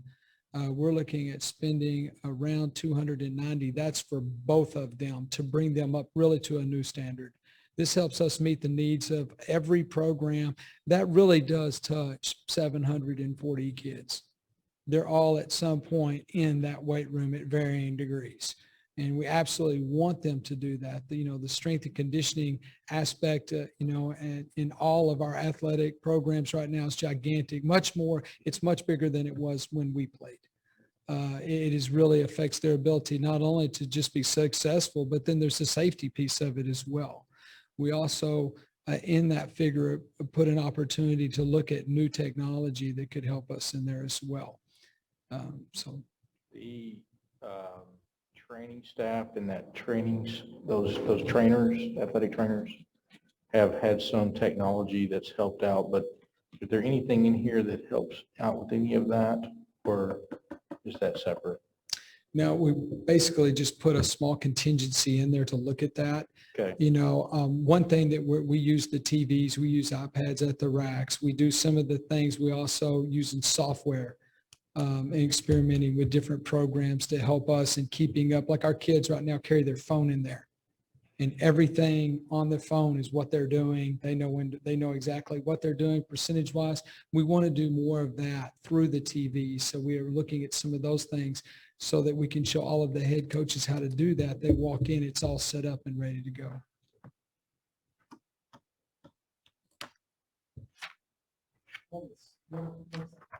Discuss a little bit about the timing of these updates. Like, when would you try to do this? And Can how we start quickly? tomorrow?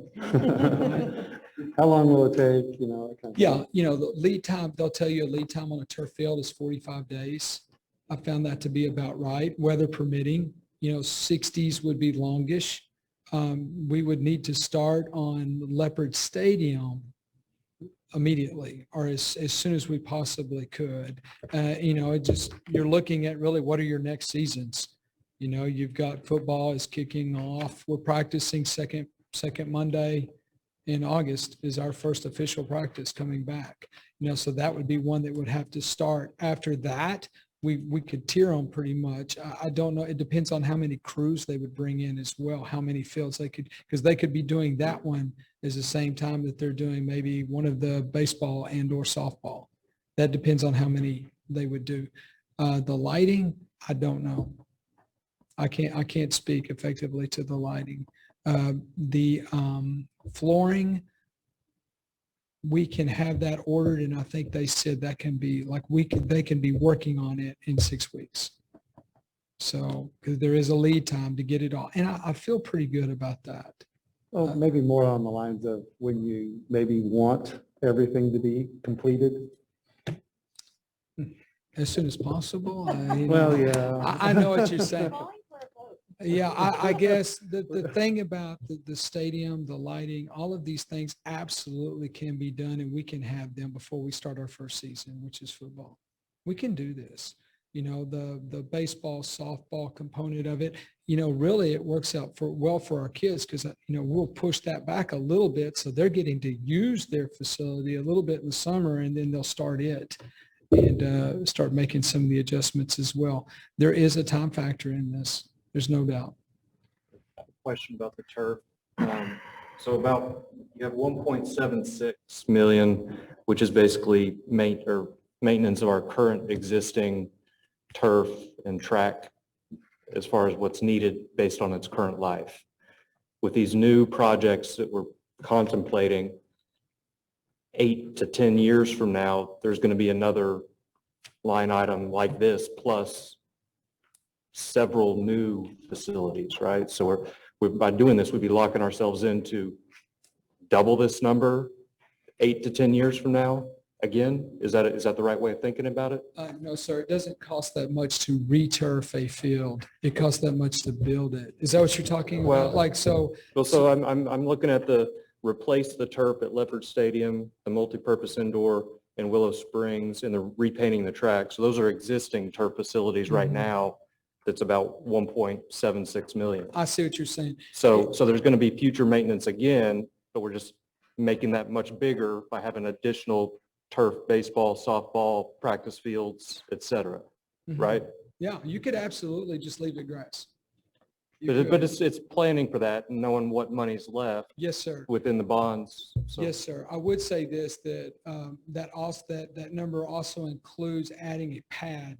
Okay. To all of So the our- current maintenance is higher because the existing facilities are not up to par with what we're going to be putting in. You do anticipate that the future life cycle will be about the same as what we have now, though? I would say that Leopard Stadium will last longer.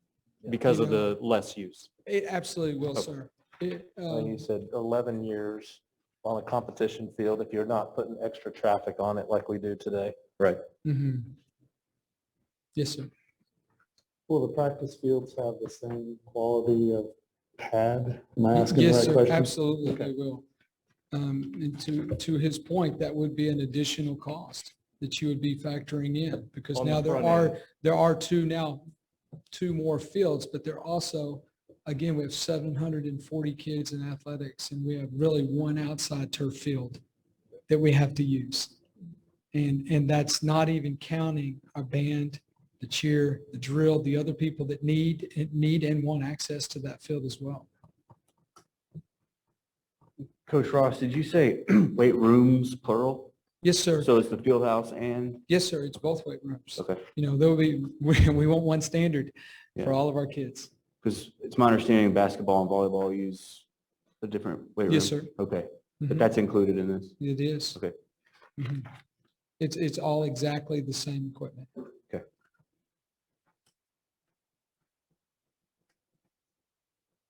And Coach Ross, I know and you mentioned this earlier, but I just want to repeat it, that in the event that they come out and do their soil samples for baseball and softball, that soil stabilization, it's about 300,000 that's built Mhm. into this project.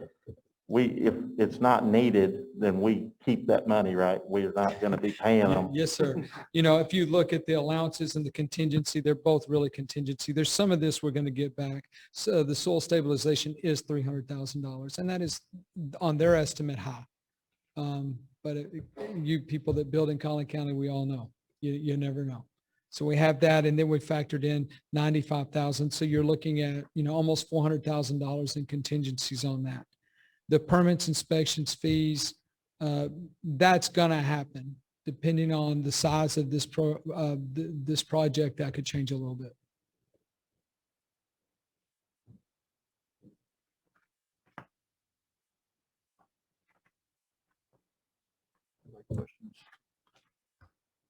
Just a comment. So as I look at facilities, some of the things, and I remember even back when we added our STEM wing, we were looking at, hey, if we're upgrading our facility, we're building a STEM wing, yeah, we're going to make it safe, right? So there's different elements that you're putting because you're different labs, and so safety, efficiency. So as we built that new wing at the high school, we were looking at how can we make things just more efficient from an operating standpoint. And then performance. I looked today and we've got robotics killing it. Mhm. We've got so many kids that have entered into that program because we built a wing of our high school and intentionally invested. And so you're talking about, we have almost 800 athletes today. And that's not including our band, who I would much rather see our band, instead of practicing in a parking lot, have an opportunity to practice on that field that they're going to perform on personally. So you add up a lot more kids to that. So I look at it as safety, efficiency, performance, and pride. And Lovejoy, we've been behind the 8 ball on this side of it. That's my estimation. And I think it's an opportunity to invest, to bring us to it's basically a standard. You go to Melissa, who's probably going to be in our district shortly, and their facilities make ours look very inadequate, right? Not that I'm saying we've got to compare to them. They may still have a better facilities than we do, may even look better, may even be a higher level, but we've got to bring ourselves to a different standard for Lovejoy. Our kids deserve it. Our community deserves it. And this, it's not just, I think about it, it's not just our high school, high school. Our middle school is going to benefit from it, and all these youth teams. These youth teams in Lovejoy, let's give them an opportunity to at least rent at a very low cost of some of these facilities too. And let's drive some revenue out of this thing. I think the youth league and being able to serve our own kids in our communities, to me, that's huge. Right now our kids are having to go to Allen or McKinney or somewhere else. And I think, as we're fighting for students, I think that's something to consider. You mentioned Melissa. We could bring up Anna, Frisco, Roy City, Princeton, Sherman, all of them. Look at their facilities. Like what we're looking at, what we're discussing, this would not make us the top 1 or 2 or 3 of that group, but it would move us into that standard. And I think that's what we're trying to do. This isn't necessarily all about cosmetics. To a large degree, this is about the performance of our kids and their ability to go compete at a high level, which we all celebrated the champions here at this podium tonight. And I think we all want more of them. There is a commitment that we have to make as a district as well to make sure that we can continue to do that. Can I ask a thank you. Clarifying question about the locker rooms. I know you and I talked about the flooring. I know we've talked about it with football. Are you looking at it for all of the locker rooms, or is it just kind of the ones in the wing near the football, the baseball, the softball? I can't remember. I was on the board when we did all those locker rooms, but just to clarify kind of what the locker room updates look like. No, Dr. Womack, really expressed to me that he wanted just to make that a new standard. and, all of the concrete locker rooms, which it's a baseball, softball, and I think the cross-country track. Yep, and football. And then the one on the indoor that has to, that they're being replaced with the insurance funds as well, that we went ahead and are going to also include the 2 locker rooms there as well. So it would be all of those sports. Okay. So to me, you're talking about one standard and you're touching almost every kid.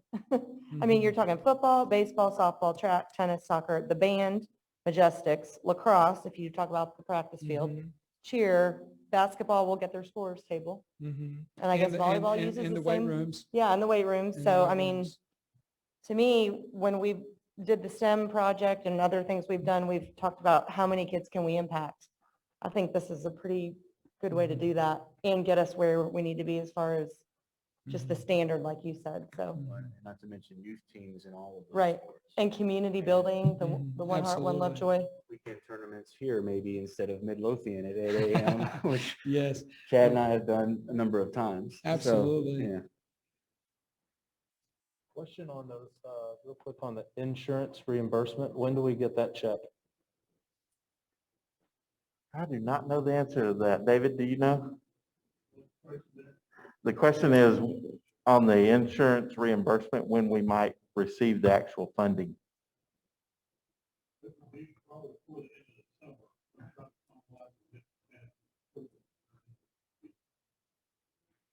So a little bit off topic, are all of our facilities insured on an ACV basis, not replacement cost?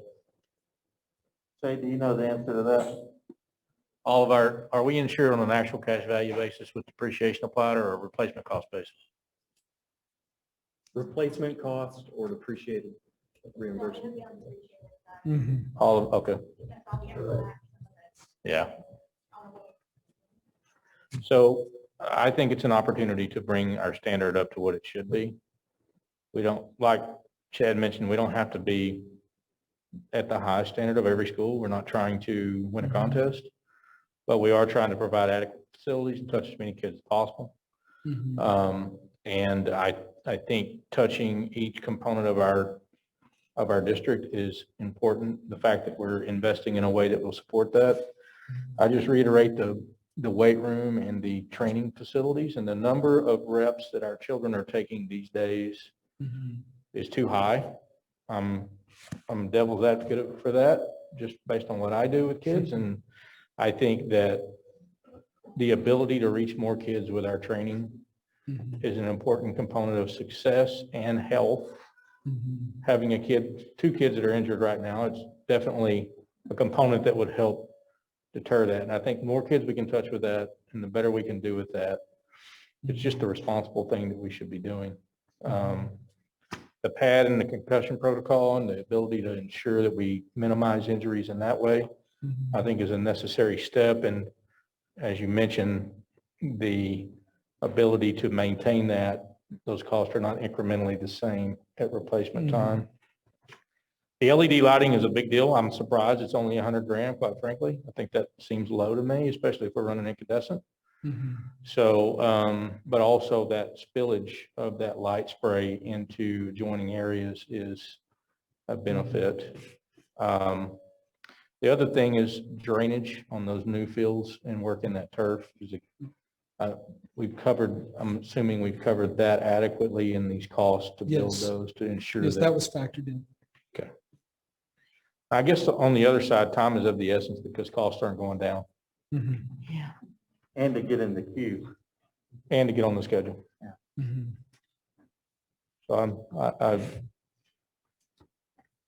And the byproduct that, I know this isn't really all about I know part of the conversation was to have the byproduct of some M&O cost savings, and that was factored in here. I think that the LED lighting was not part of that 50,000 that we were banking on. If we do all of this, I wouldn't be surprised that we would best that significantly.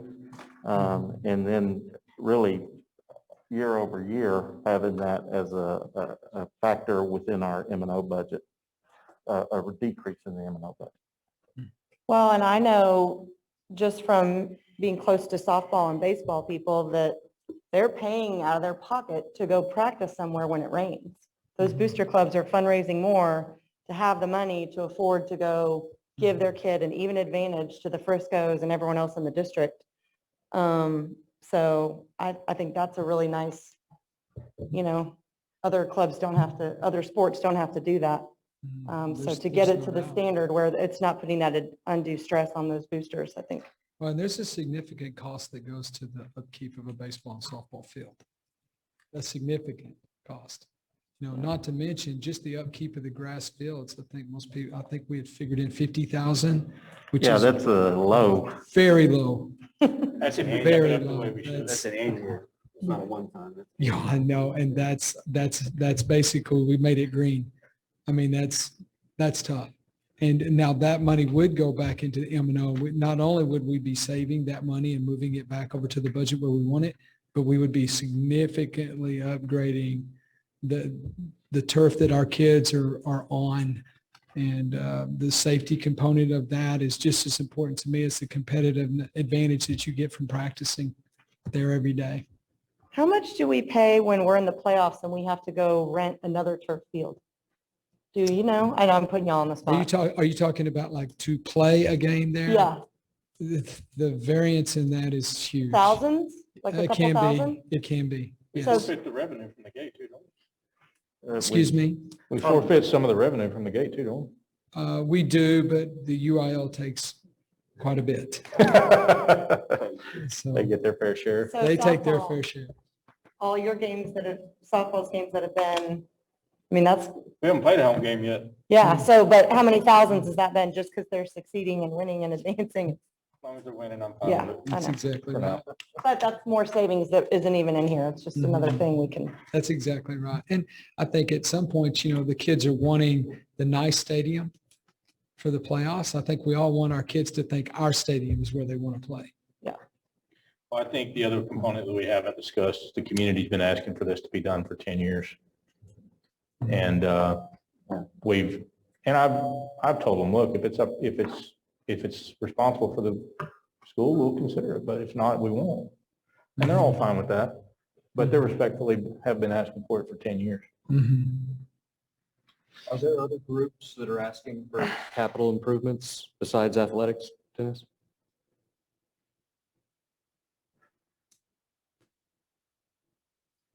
We have a list of capital improvements from the last bond planning, which you actually participated in, and thanks, Jack. And some of those aren't relevant any longer. Some are, and really it really comes down to the campus enrollment piece. What's amazing is like we were looking at adding a STEM wing onto Willow Springs, for example. I don't think that this would decrease our opportunity to do something in the future for that. And really it comes back to the question that you asked earlier. In 10 years, 10 years is a long time from now, but in 10 years,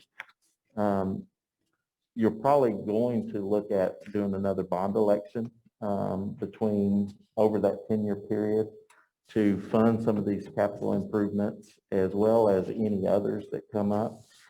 We've been fortunate because we've hit all of our fine arts facilities within the last 5 years. We have built our locker rooms for all of the sports to increase or expand the locker room space that was not adequate over the last 5 years. So as we've updated those, all of our HVAC systems, things like that have been updated. There's some LED lighting opportunities. We've already updated our gyms, our competition gyms, things like that to those standards. So at this time, there's really not anything that's pressing or outstanding. Oh, thank you, Ann. yeah, I'm a pack rat sometimes. Sometimes. So I guess another way of asking that is this proposal is taking the vast majority of our current bond funds available, if I understand it right. And then we also have some land that do we have any kind of evaluation estimate on what that is? We haven't had an actual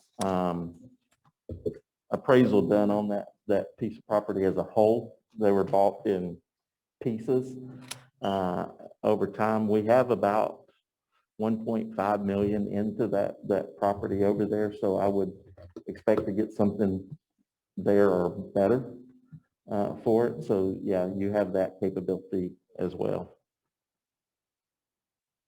Okay. So if this was done, what I'm hearing you say is it's not going to impact our ability to do any other capital improvements that would be needed either for either fine arts or other extracurriculars or educational experience necessities. Is that right? No, I don't believe it will be. I think even if you do these, you're still, this total is about 9 million. You've got 7.2 on hand. It will sell another 3 to 4 to take care of the rest of it. And out of that, you're still going to have about 3 to 4 million available and unallocated. Plus the land. And plus the land, yes. So 6 million.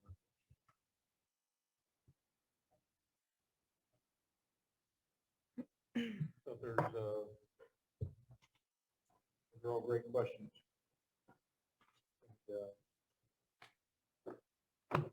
If we're going to consider it or deliberate further. So moved. Second. Second. Sorry. Second from Ann. So moved from Chad, second from Ann. All in favor? Aye. Opposed?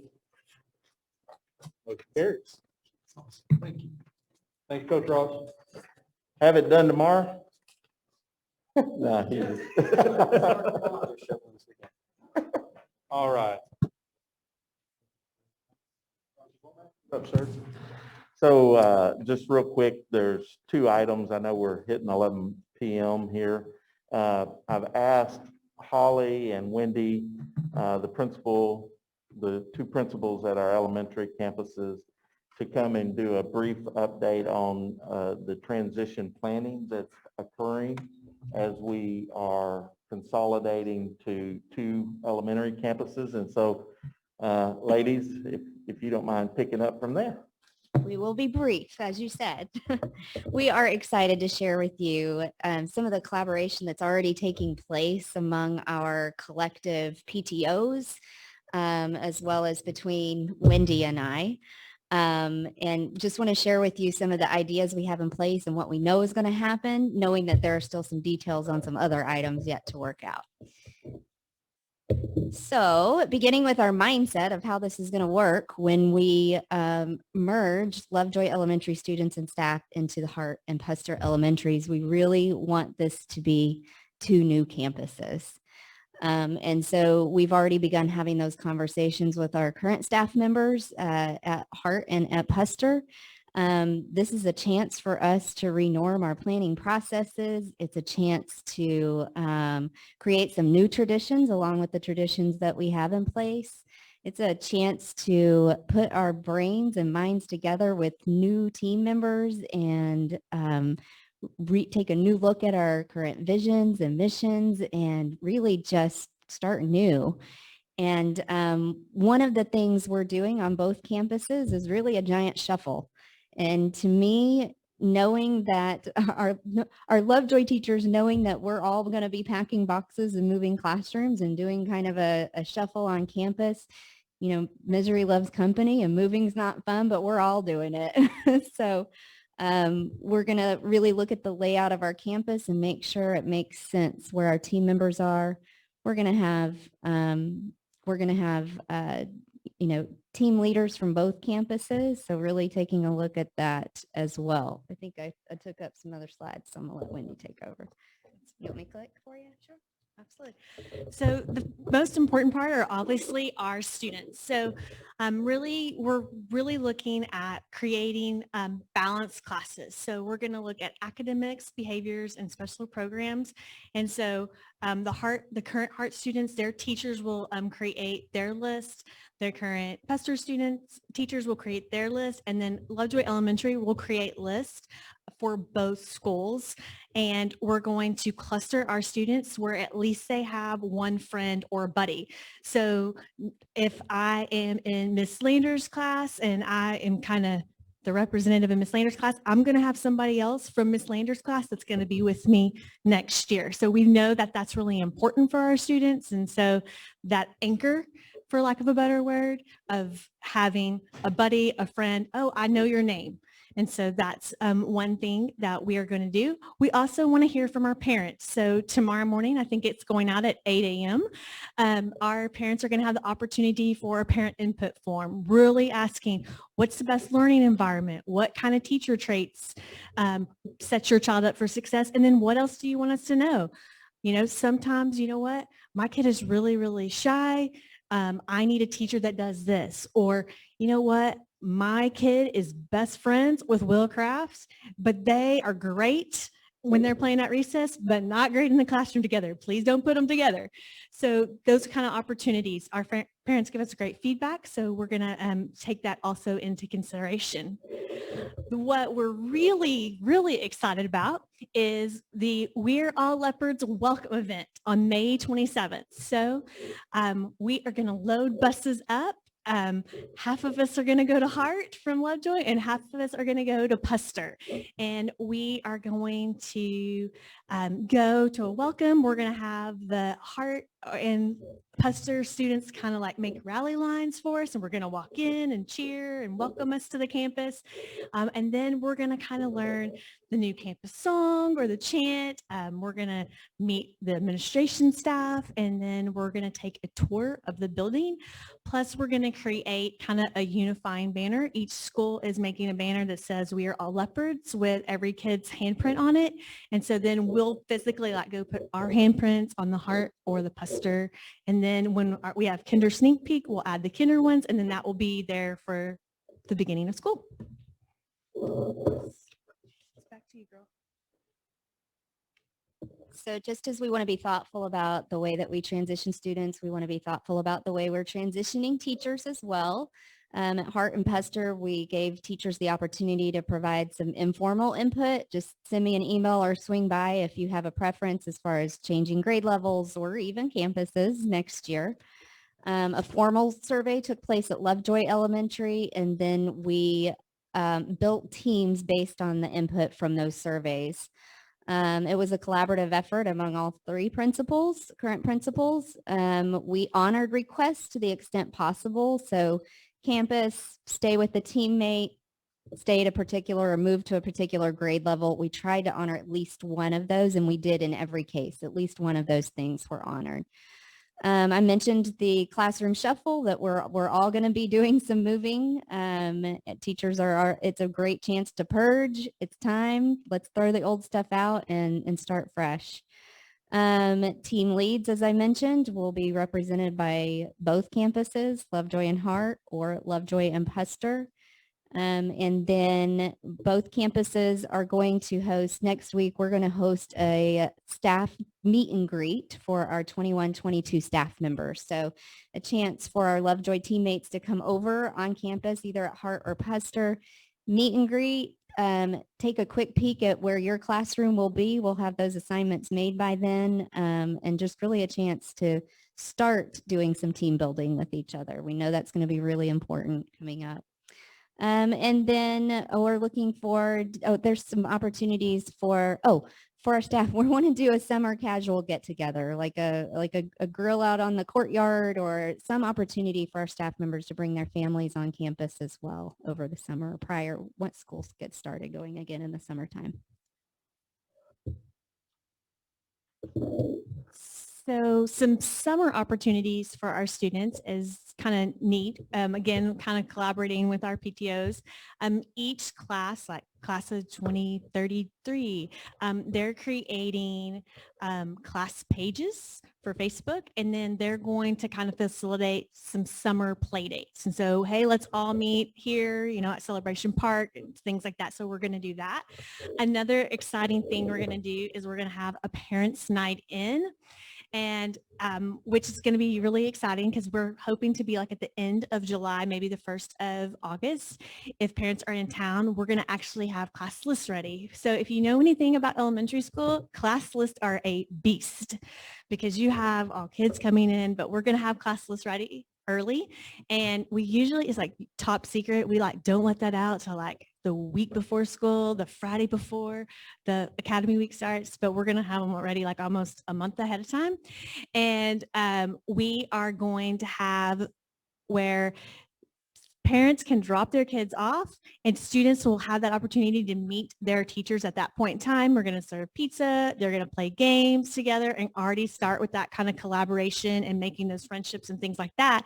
And then we're going to kind of host like a cookout for our parents outside. So parents can eat together and they're going to be forced in on some fun from Ms. Kraft and Ms. Haynes on a little, get-togethers and maybe play some Jenga that asks questions like, what do you do? And stuff like that. So we'll do some fun team building with our parents also to kind of intentionally mesh them together. Our students are also going to have the opportunity to sign up for tours. So we're going to do tours with the principal, the AP or counselor in small groups. So if that's something that your child wants, you'll have the opportunity to do that before school starts. And then obviously in August, we'll have Meet the Teacher where parents can come up with their students and meet the teacher. But really by that time, they've already kind of met their teacher and things like that. So that will kind of be maybe like the 3rd time they'll be in our buildings. As I mentioned, we've already had some opportunities to collaborate with the combined PTOs. That's been energizing to have all of those brains in one spot, and we look forward to continuing that collaboration. We're going to be meeting with PTO presidents and our hospitality chairs around the end of year. We Are All Leopards kickoff with bringing the students over and finalize the details around that with their brains involved. But in addition, our PTO always hosts functions that allow our families to get to know each other more. Fall Family Fun Night and the Ice Cream Social both take place early in the fall. That's a great opportunity, along with many other events that take place throughout the year. So lots of opportunities ahead to get for our parents and families to get to know each other. We're excited about that. That was fast and furious, but we'd be happy to answer any questions you may have about our ideas so far. I think one thing too that we talked about in the kickoff of our transition committee with our PTOs is it's not just the students that are moving from Lovejoy Elementary to Hart and Custer, but remember, we've got students that haven't touched campus because they've been learning virtually all year that we want to reacclimate to our buildings and to those social settings with their peers, as well as their parents that have not had the interaction with other parents on campuses, and all of our new kids that are new to Lovejoy in general. And so I think that I really like the idea of bringing those kids and those parents together, multiple opportunities for them to be able to collaborate, learn about each other, and build some relationships so that they can feel comfortable, especially that first day of school and then into the fall semester.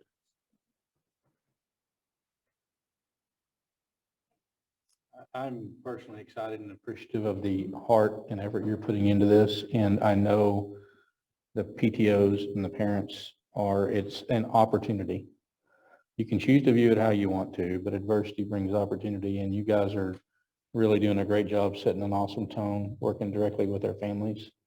And I'm very appreciative of that. The kids are going to gravitate to the environment that we create, the attitude we carry, and the approach we take. And I just think you guys are really coming up with some great stuff, and it's going to get even better as we go. So thank you for that. Thank you. Thank you so much.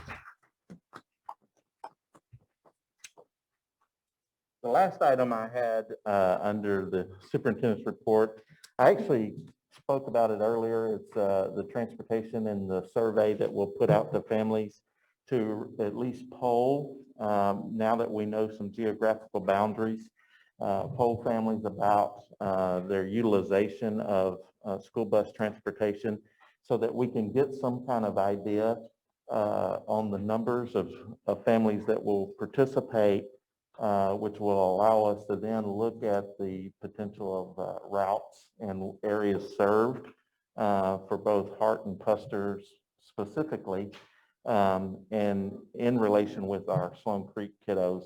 So we'll be putting that out. We'll come back on the May 24th board meeting and give you what we know at that point, and then allow you to ask questions about any of that data that's collected at that time. And we'll move forward from there and hopefully have parents register and signed up by mid to early June, and then start building routes and have those available and ready early August. Thank you, Dr. Womack. I'm gonna be quick, but I do have a few things I wanted to address. First and foremost, I wanted to say thank you in bigger forum to Chad for the service as our president and on the board for 10 plus years. It's an act of selflessness, it's a commitment and a sacrifice by you and your family. And you've done a wonderful job leading, guiding, and supporting this district and this community. And so we're just thankful for that. My pleasure. Thank you. I wanted to say thank you also to community members and the admin. The transition in the communication that we're receiving and the way we're being approached and the level of sincerity around finding solutions to challenges has taken a different tone, I think, has gravitated and grown, and it's productive. It's appropriate. It's what great people do in adversity. It's leadership, and it's an example to our children, and it's also contagious. So I would just ask and encourage you to continue to process things and deliberate things. Words matter. And somewhere in all of this, we begin to think it doesn't, but it does. Words matter. It matters what you do in person. It also matters what you do in social media and other places. So I just would ask you to hold yourself at a level of excellence and of leadership that when you look back 5 years from now and you view these things, that you would look back with pride and excitement and appreciation for how you handle things, as well as the example you set for others. And I would just say the same thing to the admin who have endured a ridiculous amount of craziness, and it continues. We're not done. But I do see a positive tone and a change happening. We have work to do, and we're going to continue to do it. We're going to do it. We're going to do the business of the district to the best of our ability. But I just wanted to say thank you. I think it's appropriate to say that tonight, especially in light of the public speaking we had tonight, which was very appropriate and very well done. I appreciate that. From my perspective, I'm going to kind of give you the same respect back that you give us. And I certainly am going to give more importance to it whenever you address us in a way that you would want to be addressed. So again, saying thank you about that. We are committed to balancing this budget. We're going to continue to do that work in this next meeting that we have. We have great resources and staff. We have leadership that is doing the work to bring this to fruition. There's no perfect solution. If there was, everybody would, it would be different, but there's not. But there are solutions that will bring out perfection long-term. And we're going to find those and vet those out. And I just ask for you to continue to give us the confidence and trust and the support we need to do that so that we can bring that to fruition. And if you don't know how I feel about adversity, I believe it's what allows greatness to occur. It is. It allows a great culture to resonate. It allows for people to become the best they're capable of. And I challenge all of you, as well as we constantly challenge ourselves, to continue to find that light in the adversity that we endure. It's not going to change. It's part of life, and we have a choice. And I believe our brightest days are ahead of us. They're not behind us.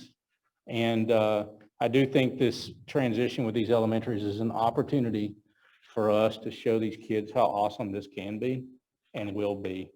And so I really wanted to applaud some of you all in these, especially the Lovejoy PTO kids, families. I've had some direct discussions that were maybe a hard discussion, a very direct discussion. If you've not communicated with me, I'm going to try to be honest, but I'm going to be fair. I'm going to call it how we see it. And I think each of those folks committed to changing the tone of the transition towards a more uniting theme. And I've seen that begin to occur. And so I'm thankful for that. And with that, I think that's all I have, unless there's anything else that I've missed. All right. So pretty eventful first time on the job. We are adjourned.